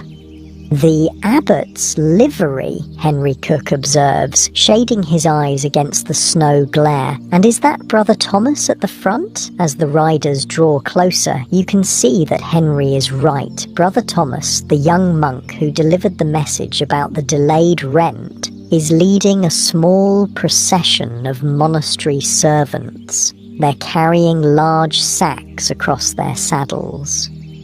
The village work party moves to the side of the road, making way for the riders. There's a mix of curiosity and wariness in the gathered faces. Tudor common folk are accustomed to respecting authority, but unexpected visits from monastery officials can mean anything from additional charity to new demands. "Good people of Winchcombe," Brother Thomas calls as the riders reach the gathered villagers. "The Lord Abbot sends his greetings and his concern for your welfare after the great snow." There's a murmur of appreciation from the crowd. Such personal attention from the abbot is unusual and welcome. His Grace has ordered additional provisions to be distributed to all tenant families, Brother Thomas continues, gesturing to the sacks. Wheat flour, salt pork, and dried apples from the monastery stores. This announcement brings a more enthusiastic response. Even in the best of times, such foodstuffs are valuable. After a snow emergency, when travel to markets is impossible and supplies are dwindling, they're precious indeed. Additionally, Brother Thomas raises his voice over the excited talk. His Grace announces that in light of the hardship caused by the snow, the quarter rent will be reduced by 1/3 for all tenants. This news brings actual cheers. A rent reduction is rare and significant. It means more of your limited resources can go toward immediate needs rather than obligations to the monastery. The steward will begin collections next week, weather permitting, Brother Thomas concludes. God bless you all for your fortitude in this trial. As the monastery servants begin distributing the sacks, one per family represented in the work party, you find yourself next to Henry Cook in the line. Generous, Henry comments quietly. More than I expected, you nod, thinking. Perhaps the rumours of dissolution have the abbot worried about his reputation. Henry gives you a sharp look. Careful, Fletcher. Even true words can be dangerous these days. He's right, of course. Tudor England is increasingly a place where casual comments about religious or political matters can have serious consequences. The monasteries are under scrutiny, but criticising either them or the king's policies toward them is risky. When your turn comes, you accept the sack with appropriate gratitude, murmuring thanks to Brother Thomas. The young monk acknowledges you with a slight nod. He remembers his visit to your cottage before the storm. How fares your pig enterprise, Master Fletcher? He asks, surprising you with the personal inquiry. Well enough, brother. Despite the snow, you reply. God has been merciful. The abbot maintains his interest in your breeding methods, Brother Thomas says. Perhaps when conditions improve, you might visit the monastery farm to advise our swineherd. This unexpected request sends a ripple of pride through you. To be consulted on pig farming by the monastery is a mark of respect that won't go unnoticed by your neighbours. I would be honoured, brother, you respond, careful not to appear too eager. Humility is expected in interactions with monastery officials. With a final blessing, Brother Thomas and his party continue through the village, ensuring every family receives their share of the provisions. The mood among the work party is noticeably lighter as digging resumes. The monastery swine advisor, Henry, teases as you return to work side by side. Next, you'll be dining with the abbot himself. You smile but say nothing. Henry's jest holds a hint of envy, though not malicious. In the careful social hierarchy of Tudor village life, any mark of favour from those in authority can shift one's standing among peers. The work continues through the afternoon, but there's a new energy to it. The monastery's generosity and the prospect of reduced rent have lifted spirits. Even the weather seems to be cooperating, with the sun gaining strength and the first signs of melting on south-facing slopes. By the time you and Agnes head home, carrying your precious sack of provisions, the mood is almost festive. The worst of the crisis has passed and Tudor resilience is reasserting itself. Eleanor meets you at the cottage door, her expression shifting from concern to relief as she sees your burden. What's this? The abbot's gift, you explain, setting the heavy sack on the table. And better news, the quarter rent is reduced by 1/3. Her eyes widen. Truly? That's unusual. Brother Thomas made the announcement himself, Agnes confirms, her cheeks red from cold and excitement. And he asked Father to advise the monastery swineherd. Eleanor's gaze shifts to you, questioning. You shrug, trying to appear nonchalant despite your pride. Apparently, the abbot is impressed with our pig breeding. Well, Eleanor says after a moment, we should thank God for such favour. It comes when much needed. While Agnes tells William and Mary about the day's events, Eleanor inspects the contents of the sack. The promised wheat flour, salt pork, and dried apples are indeed inside. High-quality provisions that will significantly extend your winter stores. "This flour is finer than what we usually get," she observes, rubbing it between her fingers. "Almost white."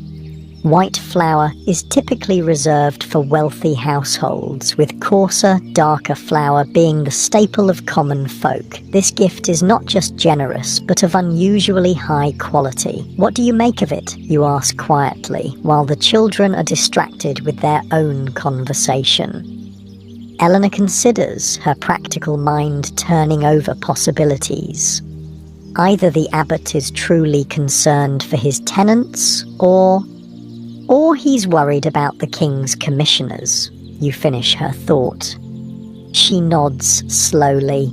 A beloved abbot with loyal tenants might be viewed more favourably.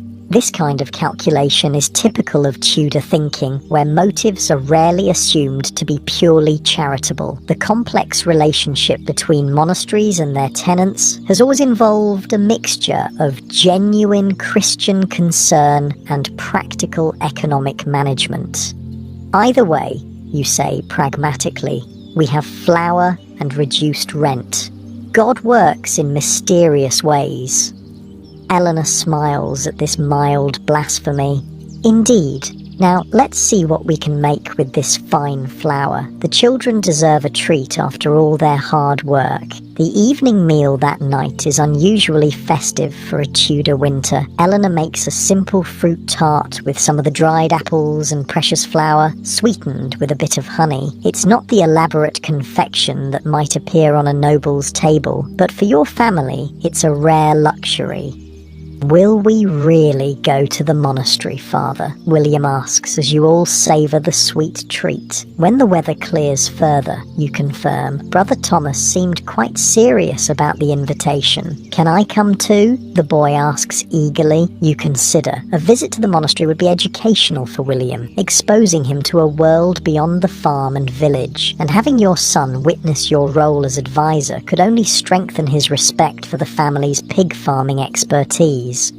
"We'll see," you say, which is neither a yes nor a no. Tudor parenting is not given to firm promises about future treats or opportunities, knowing how easily circumstances can change. After the meal, as darkness falls early on the winter day, the family gathers by the fire for the evening's activities. Tonight, instead of the usual quiet work, there's a sense of celebration that calls for stories. "Tell us about grandfather and the pig race," William requests, settling cross-legged on the floor near your stool. This is a family favourite, the tale of how your father once raced a prize pig against the squire's champion at a village fair and won a silver penny that helped the family through a hard winter. Like many Tudor family stories, it combines practical information about pig handling with entertainment and a subtle lesson about cleverness overcoming disadvantage.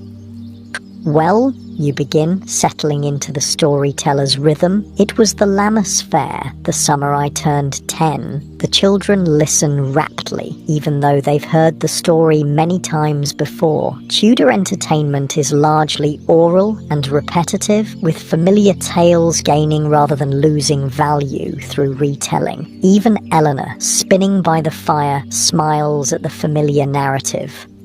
As you reach the climax of the story, where your father's supposedly lazy pig suddenly demonstrates unexpected speed, little Mary bursts into delighted giggles. Her joy is infectious, and soon the whole family is laughing.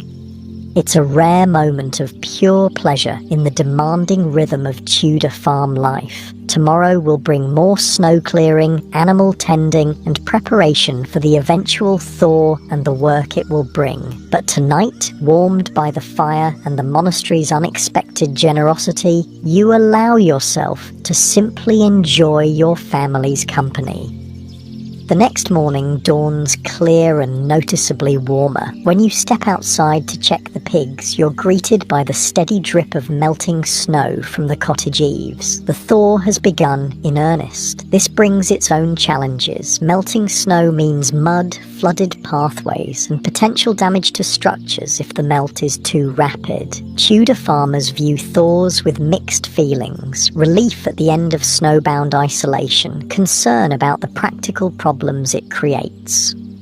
The hog bog is already showing signs of the changing conditions. The snow inside the pen has compacted and begun to melt, creating a sloppy mixture with the ever-present mud and pig waste. The animals don't mind. Pigs are naturally drawn to wet, muddy environments, but it makes your work of feeding and checking them more unpleasant.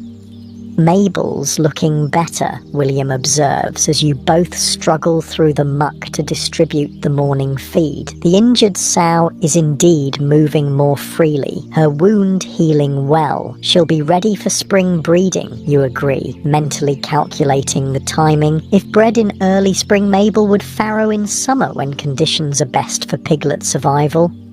This constant planning, thinking seasons ahead, balancing immediate needs against future opportunities, is central to successful Tudor farming. Nothing happens without consideration of its place in the annual cycle of growth, harvest, and renewal. As you finish the morning pig chores, you notice a figure approaching along the path from the village. The melting snow makes identification difficult at a distance, but as they draw closer, you recognize John Parker, son of Richard Parker, one of the wealthier farmers in the parish. "Or Master Fletcher," John calls in greeting as he reaches the edge of your cleared yard. He's a sturdy young man of about 16, already working his father's substantial holdings as preparation for eventually inheriting them. "John," you acknowledge, wiping your muddy hands on your jerkin. "What brings you this way?" "Father sent me with a message," the youth explains. "There's to be a parish meeting tonight at the church house. All farmers are asked to attend." This is unexpected, but not surprising. Parish meetings are a regular feature of Tudor community governance, addressing everything from road maintenance to poor relief to local disputes. After a significant event like the Great Snow, a meeting to assess damage and coordinate recovery efforts is logical. "Did your father mention the purpose?" you ask. John shakes his head, only that it concerns the monastery and that all tenant farmers should attend. This specific focus raises your interest. Meetings about monastery matters usually involve rent adjustments, land use regulations, or similar practical concerns. But given the current rumours about the king's interest in monastic wealth, it could be something more significant. "I'll be there," you assure John. "Please thank your father for sending word." After the young man departs, continuing his rounds to other outlying farms, you return to the cottage to inform Eleanor of the meeting. "The monastery?" she asks, immediately grasping the potential importance. "Do you think it's about the dissolution rumours? Perhaps, you allow, or simply about the rent reduction and how long it will apply?" Eleanor nods thoughtfully. "Either way, we should know where things stand. The uncertainty is worse than bad news." This pragmatic approach to potential trouble is characteristic of Tudor thinking. Better to face problems directly than waste energy on fruitless worry. The day passes in the usual tasks, now complicated by the thawing conditions. Paths that were relatively easy to traverse when frozen solid become treacherous mudslides. Water must be carefully managed to prevent flooding in the hog bog and around the cottage. Firewood, partially buried in melting snow, must be rescued and dried before it becomes too wet to burn effectively. By late afternoon, the monastery bells ring for vespers, reminding you of the approaching meeting time. Parish gatherings typically occur after the workday, but before full darkness makes travel dangerous. I should prepare, you tell Eleanor, setting aside the harness you've been mending. Preparation involves practical matters, changing into slightly less muddy clothes, ensuring the pigs are secured for the night, but also mental readiness. Tudor parish meetings can be contentious, with different interests competing for resources or advantage. As a moderately successful pig farmer but still a tenant rather than a landowner, you occupy a middle position in the village hierarchy. Take the new cap, Eleanor suggests, handing you the woolen head covering she knitted last autumn. It's not fancy by any means, but it's less worn than your everyday one. Appearance matters in Tudor social gatherings, with clothing signalling both practical prosperity and proper respect for the occasion. The walk to the village is challenging in the fading light, with mud sucking at your boots and partially melted snow hiding unexpected holes or stones. You maintain a careful pace, aware that a sprained ankle or worse would be disastrous for the farm's operation. The church house, a building adjacent to the parish church used for community functions, is already crowded when you arrive. Tallow candles provide meagre illumination, their smoky light casting long shadows on the whitewashed walls. The smell is a complex mixture of wet wool, wood smoke, tallow, and the unwashed bodies of farmers gathered in an enclosed space. You spot Henry Cook and make your way toward him, exchanging brief greetings with other neighbours as you pass. Tudor social interactions in such settings are typically reserved, particularly before the official business begins. Any idea what this is about? You ask Henry quietly, settling onto the bench beside him. He shrugs slightly. Steward Blackwell is here, and the parish priest. Something important, I'd wager. Before you can respond, the murmur of conversation dies down as Steward Blackwell steps forward. As the monastery's representative in day-to-day dealings with tenants, he holds significant authority in the parish. "Good people of Winchcombe," he begins, his voice carrying clearly in the suddenly quiet room. "Thank you for attending despite the difficult conditions. We have matters of importance to discuss." There's a rustle of anticipation through the gathered farmers. Tudor common folk are accustomed to announcements from authority affecting their lives, sometimes for better, sometimes for worse. "First," Steward Blackwell continues, "the Lord Abbot wishes me to confirm that the 1/3 reduction in quarter rent will apply to the upcoming payment only. The summer quarter will return to normal rates, God willing." This clarification meets with murmurs of acceptance. A single quarter's reduction is still significant, and few had expected it to continue indefinitely. Second, regarding the damage caused by the great snow, the monastery will provide timber at reduced cost for repairs to any structures that suffered harm. Those needing such assistance should report to me after the meeting. This is another unexpected generosity, as timber is valuable and strictly controlled. More murmurs, these of appreciation, pass through the crowd. Finally, and here Steward Blackwell's voice takes on a more serious tone, "I must address the rumours that have reached even our remote parish concerning the King's Commissioners and the potential dissolution of monasteries." The room falls completely silent. This direct acknowledgement of the rumours you've all been discussing privately is startling. Tudor authority figures typically avoid addressing controversial topics in public settings. His Grace the Abbot wishes it known that Winchcombe Abbey has received no visitation from the commissioners, nor does he anticipate such. The abbey's standing with His Majesty is secure, and its management of lands and tenants has been deemed exemplary.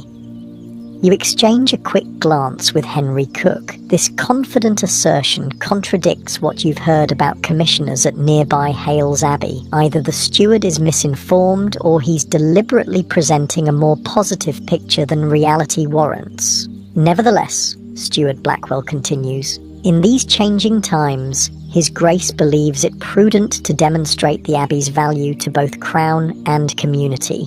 To that end, he has instructed me to announce several initiatives.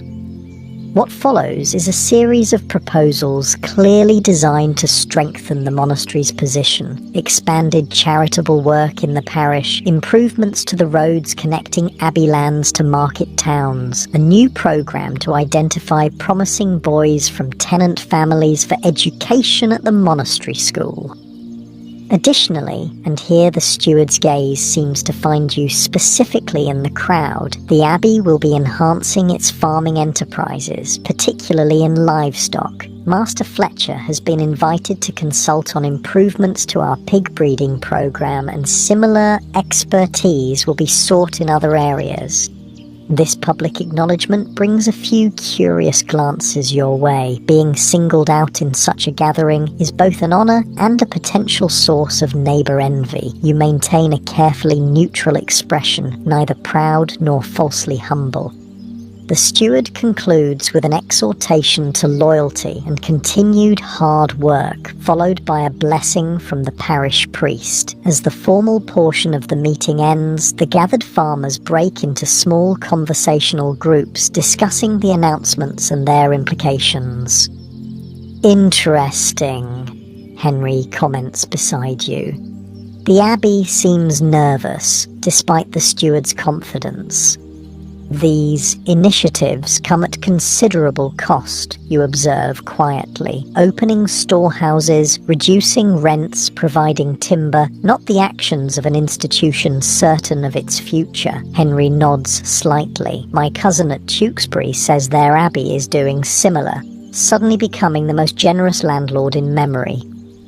This pattern confirms your suspicion that the monasteries are indeed worried about dissolution, despite public assurances to the contrary. The question is whether their efforts to demonstrate value will sway the king and his commissioners. Before you can discuss further, Steward Blackwell approaches your bench. Master Fletcher, he acknowledges you with a slight nod. A moment of your time, if you please. Henry gives you a meaningful look before tactfully moving away to join another conversation group. Private discussions with the steward are significant and potentially advantageous. Master Steward, you respond, rising respectfully. The abbot wishes to extend his personal invitation for you to visit the monastery farm next week, the steward says without preamble. Tuesday would be suitable if the weather holds. You may bring your son if you wish. The abbot believes in encouraging the next generation of skilled farmers. This formal invitation, delivered by the steward himself, is a step beyond Brother Thomas's casual suggestion. It represents official recognition of your farming expertise, a rare honour for a tenant.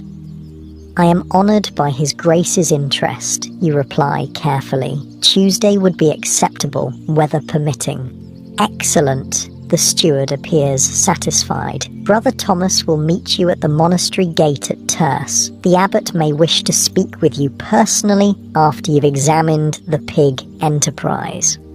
This additional detail, the possibility of a direct meeting with the abbot, is even more surprising. Tudor social hierarchies rarely allow for such cross-class interactions, except in specific ceremonial contexts. After the steward moves on to speak with other farmers, you find yourself approached by several neighbours, curious about this special attention. You downplay it modestly, as Tudor social norms require, but there's no hiding the significance of the invitation. The abbot himself, Richard Parker comments, having overheard part of your conversation with the steward. As one of the more prosperous farmers, Parker is both a neighbour and a potential rival for monastery favour. You've risen in the world, Fletcher. Just pig talk, you respond with deliberate humility. Nothing of great importance. Parker's expression suggests he doesn't quite believe this diminishment, but he nods acceptance of your modest stance. Still, an opportunity few receive. Make good use of it. This mixture of congratulation and subtle warning is typical of Tudor social interactions, where advancement is both admired and regarded with some suspicion by peers. The meeting gradually disperses as farmers head home, eager to return before full darkness makes the muddy paths treacherous. You walk part of the way with Henry Cook and several others, the conversation turning to practical matters of farm recovery after the snow. By the time you reach your cottage, night has fully fallen. A small light glows from the single window. Eleanor has left a rushlight burning to guide you home. Rushlights, made by dipping the pithy centre of rushes in animal fat, are cheaper than candles and commonly used by Tudor farmers for basic illumination. She's waiting up, spinning by the light while the children sleep on their straw pallets. The cottage is warm, the fire carefully maintained at just the right level, not too hot, which would waste precious fuel, but enough to keep the winter chill at bay. "What news?" she asks quietly as you remove your mud-caked boots. You summarize the meeting, including the steward's reassurances about the monastery's security and the various initiatives announced. Her face remains thoughtful as she listens, her hands continuing their steady work with the wool and spindle. "And the abbot wants to see you Tuesday," she concludes, focusing on the most personally significant information. "With William. If the weather permits, you qualify. Tudor plans are always contingent on conditions beyond human control." "It's an honour," she says, setting aside her spinning. "But I wonder at the timing. This is why you value Eleanor's partnership so deeply. She sees beyond the immediate prestige to question motives and implications, just as you do. The monastery needs allies among its tenants, you suggest. If the dissolution comes, having prominent local farmers speak well of the abbey's management might influence how the king's commissioners view it." Eleanor nods slowly.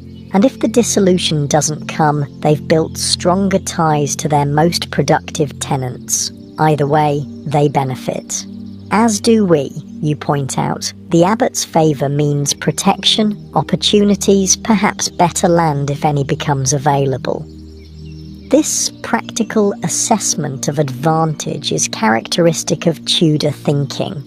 Relationships with authority are evaluated not just on emotional terms, but for their concrete benefits. "William will need proper clothes," Eleanor says, already turning to practical matters. "And we should bring a gift, a small piglet perhaps, not the spotted male we owe as rent, but another." The suggestion makes sense. Tudor social interactions at all levels involve gift exchange, establishing and reinforcing bonds of obligation and gratitude. A gift to the monastery would acknowledge the honour of the invitation while demonstrating both your prosperity and humility. "The female with the black spot might do," you agree. "She's healthy but smaller than the others. We can spare her without much loss." With this decided, you bank the fire for the night and prepare for bed. The straw mattress, cold at first, gradually warms with your combined body heat. Outside, the temperature is dropping again with the clear night sky, likely refreezing the day's melt into treacherous ice by morning. Eleanor's breathing soon settles into the rhythm of sleep, but you find yourself still awake, mind turning over the day's events, the monastery's sudden generosity, the steward's confident assertions despite contrary rumours, the unexpected honour of an invitation to advise the abbot. Something is changing in the carefully ordered world of Tudor England. The religious reforms, the king's break with Rome, the scrutiny of monastic wealth, all distant political matters that nevertheless reach into your life as a simple pig farmer. What will the coming months bring? Dissolution of the monastery's new landlords, changed obligations, or will Winchcombe Abbey survive the king's commissioners, continuing its centuries-old stewardship of the land you farm? These questions have no immediate answers, and worrying serves no purpose. Tudor pragmatism asserts itself, and you turn your thoughts to more immediate concerns: the condition of the paths after tonight's refreeze, the health of Mabel's healing leg, the preparation of William for his first visit to the monastery.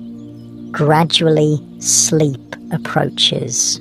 Your last conscious thought is a simple prayer, not the formal Latin of church services, but the direct appeal of a farmer to whatever divine power might be listening. Keep my family safe. Keep my pigs healthy. Give me the wisdom to navigate whatever changes come. Outside, the night is still and cold under a canopy of stars. The monastery on the hill is dark except for a few windows where monks maintain the night offices of prayer. The village is silent, its inhabitants sleeping after the day's labour, and across the frozen landscape, thousands of other Tudor farmers like you rest briefly before dawn brings renewal of the eternal cycle of work, survival, and adaptation to changing times. The Tudor pig farmer sleeps, his dreams perhaps filled with fat, healthy swine, generous harvests, and a future secure against the winds of change sweeping through his world. Tuesday dawns clear and mild, a perfect January thaw. The remaining snow melts steadily under a strengthening sun, turning paths to mud, but clearing the way for travel. It seems the weather, at least, favours your visit to the monastery.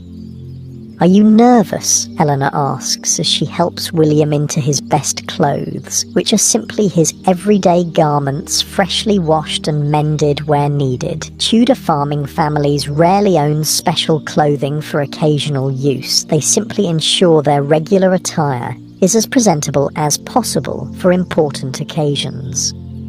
"A bit," the boy admits, standing still as his mother adjusts his woolen cap.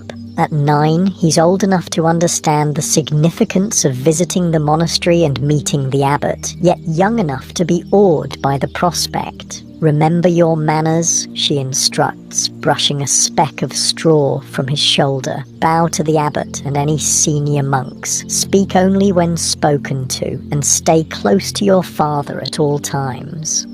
William nods solemnly. These instructions aren't new. Tudor children are taught proper behaviour towards social superiors from an early age, but the reminder emphasises the importance of the day. "And you?" Eleanor turns to you, giving your appearance a critical assessment.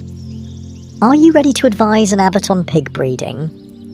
There's a hint of teasing in her voice, but genuine concern too. This visit represents an unusual opportunity for a tenant farmer, one that could affect your family's standing in the community and relationship with the monastery for years to come. "I know pigs," you say simply.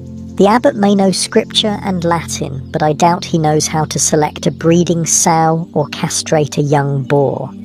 Eleanor smiles at this earthy confidence. It's one of your strengths as a farmer. You respect authority in its proper sphere, but know the value of your own expertise, earned through years of practical experience.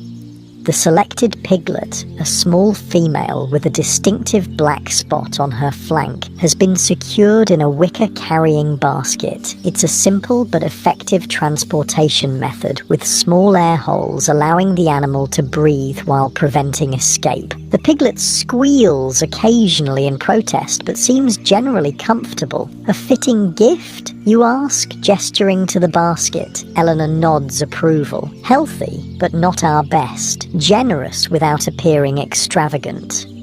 This careful calculation of gift-giving is typical in Tudor society, where presents serve not just as tokens of goodwill, but as statements of social position and aspiration. Too mean a gift would suggest disrespect. Too lavish a one might imply presumption above your station.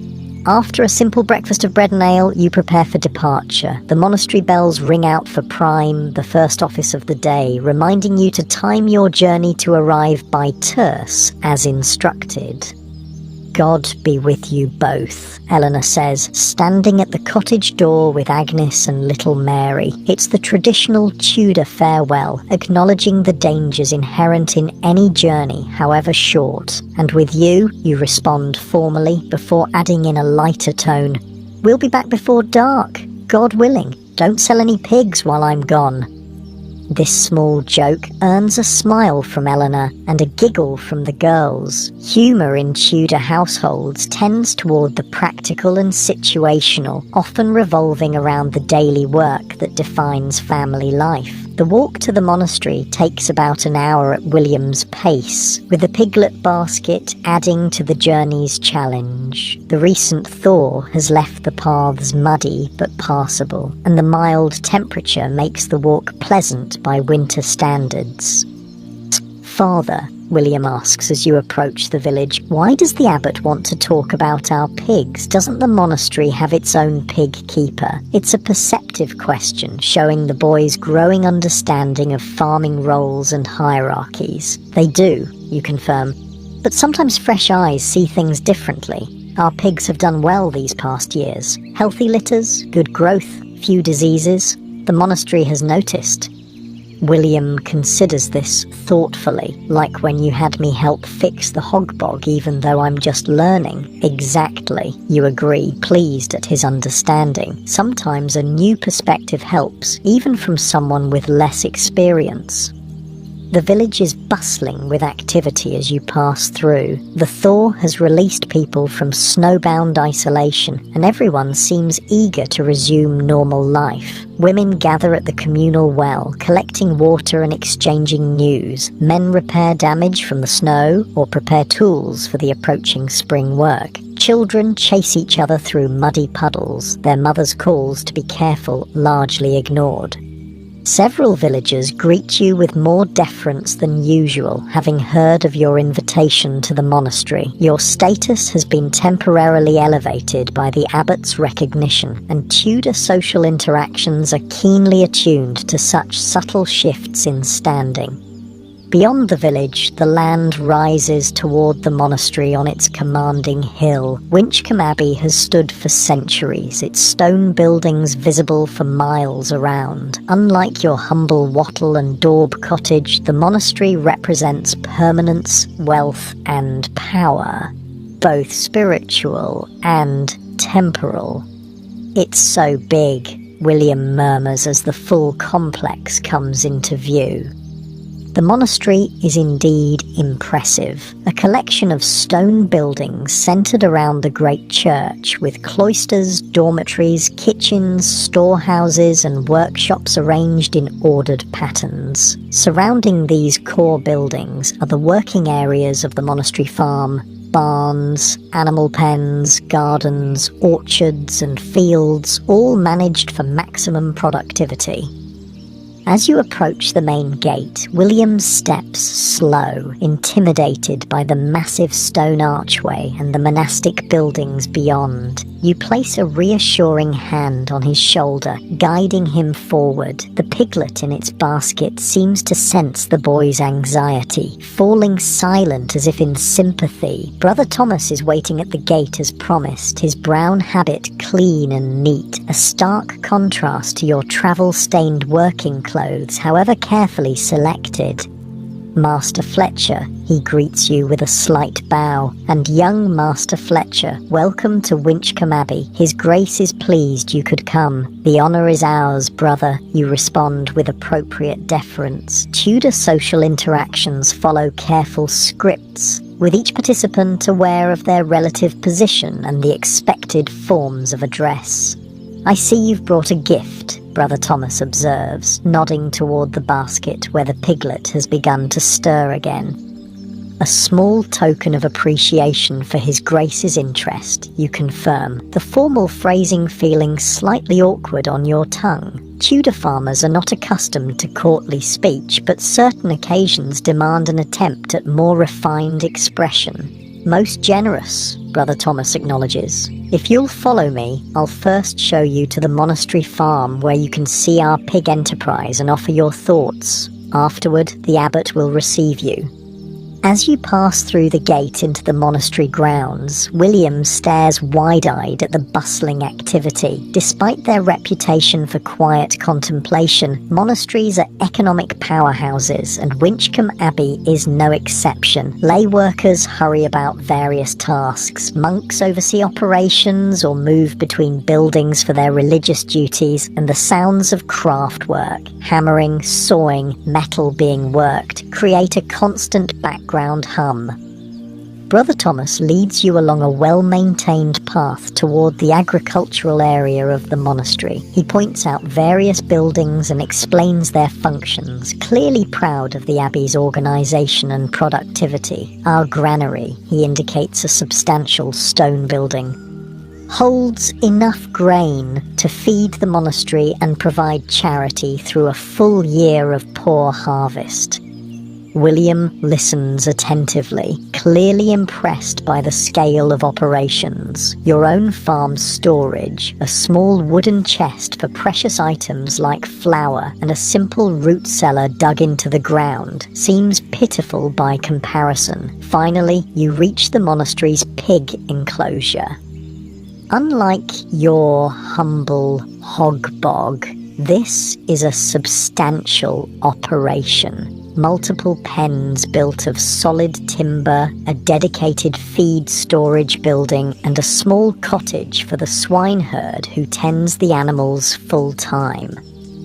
Master Turner, Brother Thomas calls to a middle-aged man sorting feed near one of the pens. Our guests have arrived. The monastery swineherd straightens, assessing you with the shrewd gaze of one craftsman evaluating another. There's a hint of defensiveness in his posture, understandable, as your presence implies some criticism of his methods.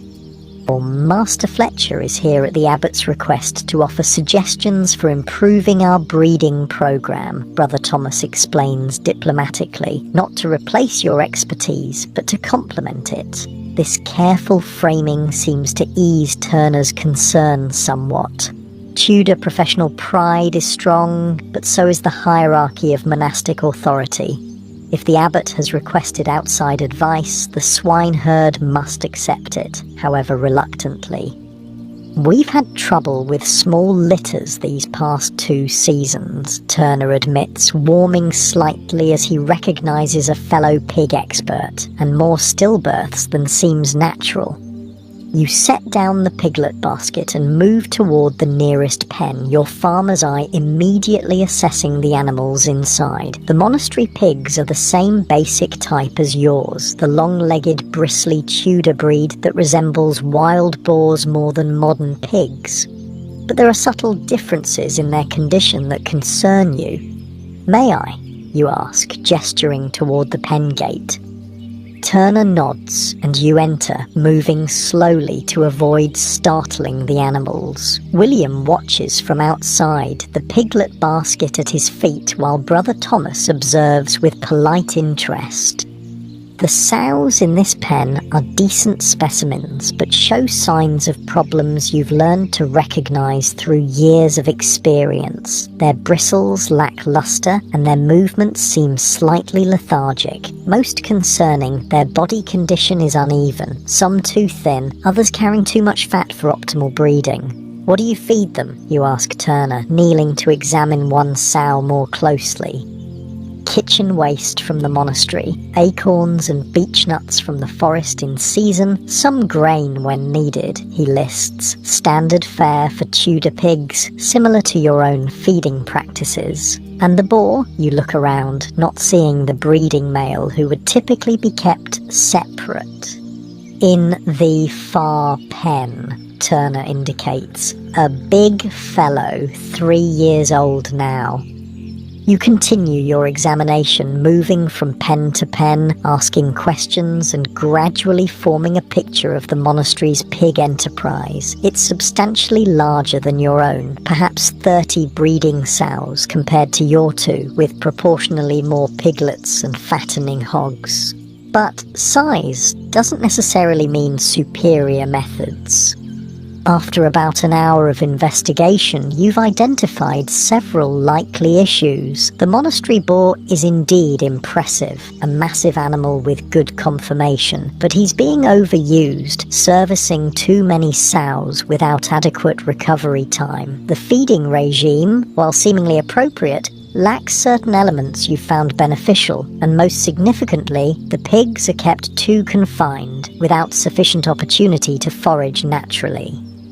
"Well, Master Fletcher," Brother Thomas prompts as you exit the final pen, "what are your observations?" You gather your thoughts, aware that your response must balance honesty with diplomacy. Criticism of established monastery practices, even when requested, must be framed carefully.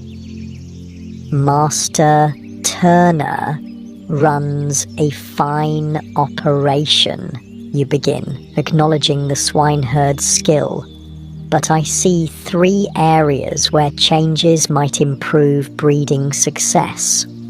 Turner listens with surprising openness as you explain your recommendations, rotating 2 or 3 boars rather than relying on a single one, supplementing the pig's diet with certain mineral-rich plants you found beneficial, and most importantly, allowing more forest foraging time even outside the traditional pannage season. "Our wild boar ancestors roamed freely," you explain, drawing on knowledge passed down through generations of pig keepers. "Confined pigs breed less successfully. Something about the movement and varied diet seems to encourage fertility." Brother Thomas nods thoughtfully. "This aligns with Aristotle's observations on animal nature, does it not? That creatures thrive best when allowed to express their natural behaviors." This unexpected scholarly perspective on your practical knowledge takes you by surprise. It's a reminder that monastery education encompasses both spiritual texts and classical learning that would be inaccessible to most Tudor farmers. "I haven't read Aristotle, brother, you admit. But my father and his father before him found that pigs allowed to root and forage produce larger, healthier litters." This reference to generational wisdom resonates with Tudor values of tradition and inherited knowledge. Even Turner, initially defensive, seems to consider your suggestions with growing interest. "We could expand the wooded area of the pig enclosure," he muses. "That grove beyond the current fence has good rooting ground. And perhaps acquire another boar or 2, Brother Thomas adds, from Master Fletcher's stock if he's willing to sell." This suggestion, purchasing breeding stock from your farm, goes beyond your expectations for the visit. It represents not just recognition of your expertise, but a potential economic opportunity. "I have a young boar nearly ready for breeding," you offer cautiously, "showing great promise from our best sow's last litter." The conversation continues in this practical vein with increasingly specific discussions of pig management techniques. William, after his initial shyness, begins to contribute occasional observations from his own experience helping with your pigs. His comments are simple but accurate, and you feel a swell of pride at his growing knowledge. Eventually, Brother Thomas checks the position of the sun. "The abbot will be available soon, but first, let's break our fast. You must be hungry after your journey and these discussions." This invitation to dine at the monastery is another honor, one that elevates your visit from mere agricultural consultation to social recognition. Tudor meals are highly structured by social class, with who eats what, where, and with whom carefully determined by status.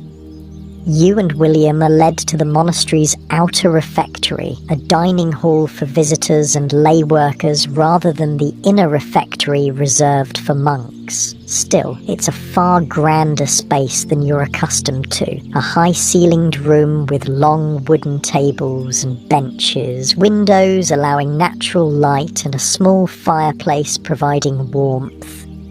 The meal served is simple by monastery standards, but luxurious to a Tudor farmer. Fresh bread made from finely milled white flour, a portion of well-cooked fish, it being a day when meat is forbidden by religious custom, a small serving of preserved fruits, and ale of superior quality to your home-brewed variety.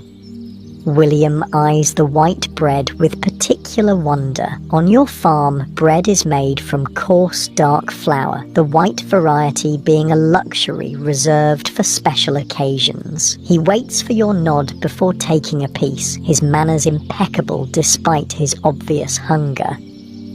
"The abbot will be pleased with your recommendations," Brother Thomas comments as you eat. He has a particular interest in improving all aspects of the monastery's productivity.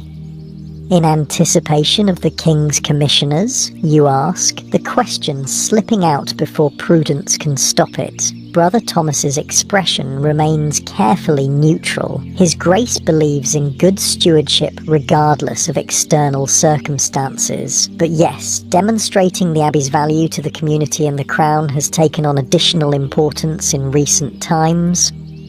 This diplomatic acknowledgement of the political realities facing monasteries is as close to a direct discussion of the dissolution threat as is likely in this setting. Tudor conversations about potentially dangerous topics often employ such careful phrasing, allowing shared understanding without explicit statements that could be deemed treasonous or heretical. After the meal, you retrieve the piglet basket from where it was safely stored during your inspection of the monastery pigs. The animal has settled during the wait, curled up comfortably in its temporary home. Brother Thomas leads you from the agricultural area toward the more formal central buildings of the monastery. William stays close beside you, clearly intimidated by the increasing grandeur of your surroundings. The simple wooden structures of the farm give way to stone buildings with architectural flourishes that speak of centuries of accumulated wealth and craftsmanship. The abbot receives visitors in the parlour, Brother Thomas explains as you approach a particularly imposing building. It's one of the few monastery spaces where regular conversation is permitted. This is a reference to the Benedictine rule of silence that governs much of monastic life. Another world entirely from the casual chatter of a farming household. The contrast between your daily existence and the ordered, rule-bound life of the monks has never been more apparent than in this moment. The parlour proves to be a modestly sized room with plastered and painted walls, a luxury compared to your cottage's bare wattle and daub, furnished with several wooden chairs, a table and a small writing desk. A fire burns in a proper stone fireplace, warming the space to a comfortable temperature rare in Tudor winter. "Please wait here," Brother Thomas instructs. "His Grace will join you shortly." Left alone with William, you take the opportunity to give last-minute reminders. Remember bow when the abbot enters, address him as Your Grace, answer questions truthfully but briefly. The boy nods nervously, his eyes darting around the unfamiliar surroundings. The piglet, in its basket, perhaps sensing the tension, gives a small grunt but remains otherwise quiet. After a few minutes, the door opens to admit Abbot Montague. He's a tall, thin man of about 60, with the scholarly stoop of one who has spent decades bent over manuscripts. His habit is the same brown wool as Brother Thomas's, but the quality of the fabric is noticeably finer, and he wears a pectoral cross of silver that glints in the firelight. You and William bow immediately, the gesture awkward but sincere. Tudor physical expressions of respect follow prescribed patterns, with depth of bow corresponding to the social distance between the parties. Master Fletcher, the abbot acknowledges you with a slight inclination of his head. And young Master Fletcher, welcome to Winchcombe Abbey. "Thank you for your Grace's invitation," you respond, the formal phrasing feeling stiff on your tongue. "We are honoured by your interest in our humble pig enterprise." "Not so humble, from what I hear," the abbot replies, moving to take the chair nearest the fire. He gestures for you and William to sit on the bench opposite, a courtesy that acknowledges your status as invited guests rather than petitioning tenants. Brother Thomas speaks highly of your breeding methods, and Brother Steward reports your rent payments are always prompt. This combination of agricultural and financial approval is typical of Tudor evaluations where moral worth and economic reliability are often conflated. A good farmer pays his rent on time. A tenant who falls behind is considered not just financially unreliable, but morally suspect. "We've brought a small token of appreciation," you say, indicating the piglet basket. "A female from our best sow's most recent litter. She shows promise for breeding." The abbot nods approval at this appropriate gift. Most generous. The monastery accepts with gratitude. With these formal exchanges complete, the conversation turns to more substantive matters. The abbot asks detailed questions about your observations of the monastery's pig enterprise and your recommendations for improvement. His knowledge of practical farming is surprisingly extensive for a man who has spent his adult life in religious scholarship. "Brother Thomas mentioned your suggestion about forest foraging," he notes. "An interesting return to natural methods rather than the more controlled feeding some modern agricultural writers advise." This reference to modern agricultural writers, likely texts from the continent that are circulating among educated landowners, highlights the gap between formal written knowledge and the practical experience of working farmers like yourself. Tudor England stands at a transition point between traditional methods passed down orally and newer approaches based on observation and experiment. "I can only speak to what works with our pigs, Your Grace," you respond carefully. "Each year that we've increased foraging time, we've seen larger litters and healthier piglets." The abbot seems pleased with this pragmatic approach. Results matter more than theories, in farming as in spiritual matters.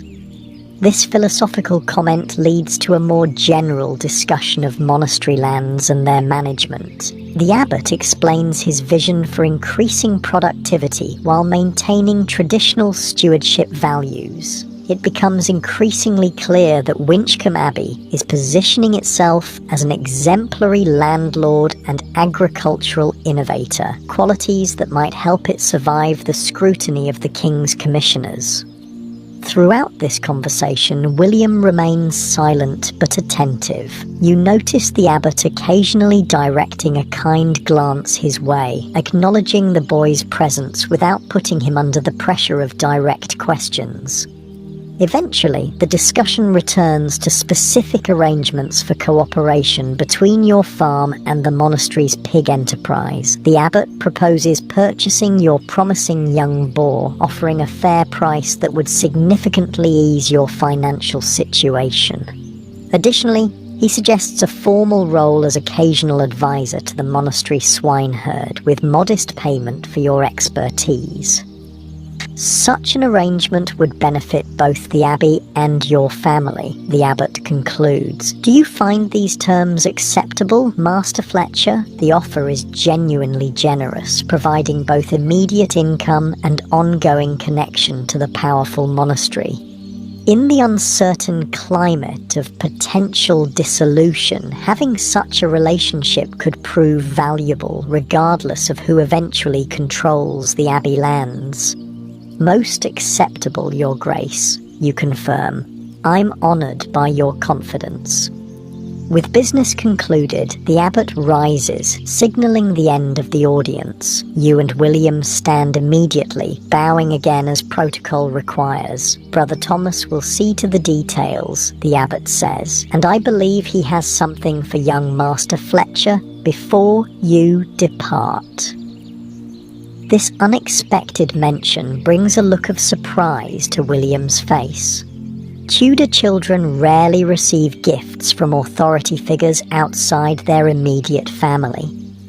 As you leave the parlour, Brother Thomas is waiting in the antechamber. He leads you back toward the monastery gate, explaining the practical arrangements for delivering your young boar and beginning your advisory role after the winter ends. Near the gate, he pauses. "The abbot mentioned a gift for the boy," he says, producing a small package wrapped in linen cloth.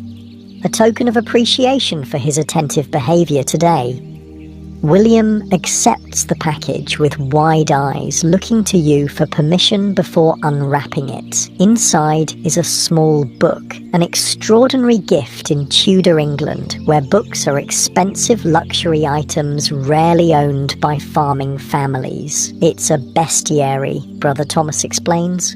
"A book about animals, with pictures. The abbot thought it appropriate for a future pig farmer with an observant eye." The book is clearly not new. Its pages show signs of handling and the binding is somewhat worn, but it represents a value far beyond anything you could provide for your son. More importantly, it signifies the abbot's recognition of William's potential, a powerful endorsement in a society where advancement often depends on patronage from those in higher positions. "Thank you, brother," William manages, his voice barely above a whisper. "Please thank His Grace for me." The walk home feels considerably shorter than the journey to the monastery, despite carrying the empty piglet basket. William clutches his precious book, occasionally opening it to marvel at the colourful illustrations of animals, both familiar and fantastical. "A successful day," you observe as the cottage comes into view, smoke rising reassuringly from its chimney. William nods, his expression thoughtful. "Father, could I learn to read properly, to understand the words in the book, not just look at the pictures?" The question represents a potential turning point. Tudor literacy is limited, with formal education available primarily to the wealthy or those destined for the church. But basic reading is taught at the parish school for a small fee, and William has shown an aptitude for learning. "We'll see," you say, considering the practical implications. Reading takes time away from farm work, but perhaps during the quiet of winter, it's not a commitment, but it's not a refusal either. The monastery visit has opened a window to possibilities beyond the expected path of a pig farmer's son following his father's trade. Tudor society is changing, with new opportunities emerging alongside traditional ways of life. Eleanor and the girls are waiting anxiously for your return, eager to hear about the visit. As you approach, little Mary spots you first, running to meet you with excited calls that bring the others to the cottage door. "How was it?" Eleanor asks as you reach the yard. "Did you meet the abbot?" "We did," you confirm, smiling at her barely contained curiosity. "And he's buying our young boar, plus wants me to advise his swineherd come spring." This news brings a look of relief to Eleanor's face. The additional income will ease the constant financial pressure of tenant farming, providing a small buffer against the uncertainties of the coming year. "And look what I got," William exclaims, unable to contain his excitement any longer. He shows the book proudly, explaining the abbot's gift with a mixture of awe and delight. The family gathers around the cottage table as you recount the day's events in detail. Eleanor listens with particular attention to your description of the abbot's manner and the undercurrents of concern about the monastery's future. Agnes is fascinated by your description of the monastery buildings and the glimpse of a world beyond the village. Mary simply wants to know if the monastery pigs are as big as yours. "Bigger," you tell her with a smile, "but not as clever." As the winter afternoon fades toward evening, the family settles into its usual routine. The pigs must still be fed, the fire maintained, the evening meal prepared. Tudor daily life continues its rhythm regardless of unusual events or opportunities. But something has shifted in your perspective. The monastery visit has connected your small farm more directly to the broader currents of change flowing through Tudor England. The dissolution that seemed a distant political matter now has potential personal implications, for better or worse, depending on how events unfold. After the children are asleep, you sit with Eleanor by the fire, sharing the last of the ale and the more nuanced observations you didn't mention in front of the young ones. The abbot is worried, you conclude. For all his confidence in public, he's preparing for the possibility of dissolution. Eleanor nods thoughtfully. Why else make such efforts to demonstrate the monastery's value or build connections with reliable tenants? The question is whether it will be enough, you muse, watching the fire's dying embers. The king seems determined from all we hear. And if dissolution comes, Eleanor asks the question that has hovered between you for months. You consider carefully before answering. Then we adapt, as Tudor farmers have always done. Whether our rent goes to an abbot or a new lord, pigs still need tending, and we know pigs. This pragmatic approach, focusing on what can be controlled rather than distant political decisions, has served your family well through previous upheavals. It represents the resilience that characterizes Tudor rural life, the capacity to bend without breaking in the face of change. Eleanor reaches for your hand, her practical nature reasserting itself. Whatever comes, we face it together, as we always have. The simple affirmation carries the weight of years of partnership through hardship and occasional joy. Tudor marriage at its best is a practical alliance, with emotional bonds strengthened through shared struggle and achievement rather than romantic notions. Outside, the winter night settles over the farm. The pigs sleep in their newly repaired hog bog. The leftover snow melts gradually in the slightly warmer temperatures, and the monastery bell rings distantly for Compline, the final prayer office of the day. Inside your cottage, warmed by the banked fire and the close presence of your family, you find a moment of peace amid the uncertainties of Tudor England in transition. Tomorrow will bring its challenges. It always does for a pig farmer living close to the margin of subsistence. But tonight, with a new connection to the monastery established and a small economic boost secured, the future seems slightly less precarious. As sleep approaches, your thoughts drift to William and his new book. Perhaps there is a different path possible for him, not abandoning the family tradition of pig farming, but enhancing it with the power of reading, of access to knowledge beyond what can be passed down orally. Tudor society is gradually opening such possibilities, even for common folk, as the old medieval certainties give way to new ways of thinking and living. These contemplations fade as sleep takes hold. The Tudor pig farmer rests, his body weary from the day's journey, his mind quieted by the simple satisfaction of having represented his family well in an important encounter. Whatever changes the dissolution may bring to the land you farm, the fundamental skills and knowledge you possess remain valuable. Pigs still need tending, breeding still requires expertise, and the ancient partnership between farmer and livestock continues regardless of who holds title to the land. In the quiet of your cottage, surrounded by your sleeping family, you find the resilience that has sustained countless generations of Tudor farmers through wars, plagues, famines, and political upheavals. The particular challenges of your time may be unique, but the human capacity to adapt and endure remains constant.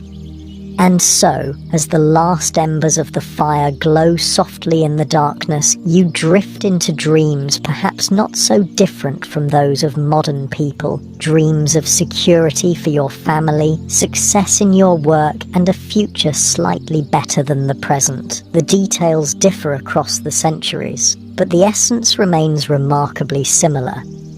Sleep well, Tudor pig farmer. Your story, the daily struggle for survival, the careful navigation of social hierarchies, the quiet pride in specialized knowledge, represents an essential thread in the complex tapestry of human experience. In your seemingly ordinary life lies the extraordinary resilience that has carried humanity through its most challenging transitions.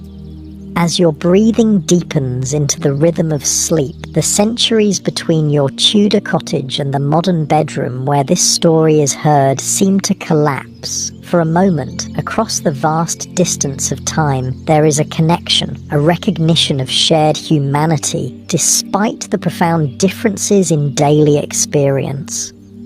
Rest now as your listener drifts towards sleep as well, both of you finding peace in the darkness, separated by time but united in the fundamental human need for stories, for understanding, and for the comfort of knowing that others before us have faced uncertainty and found their way forward.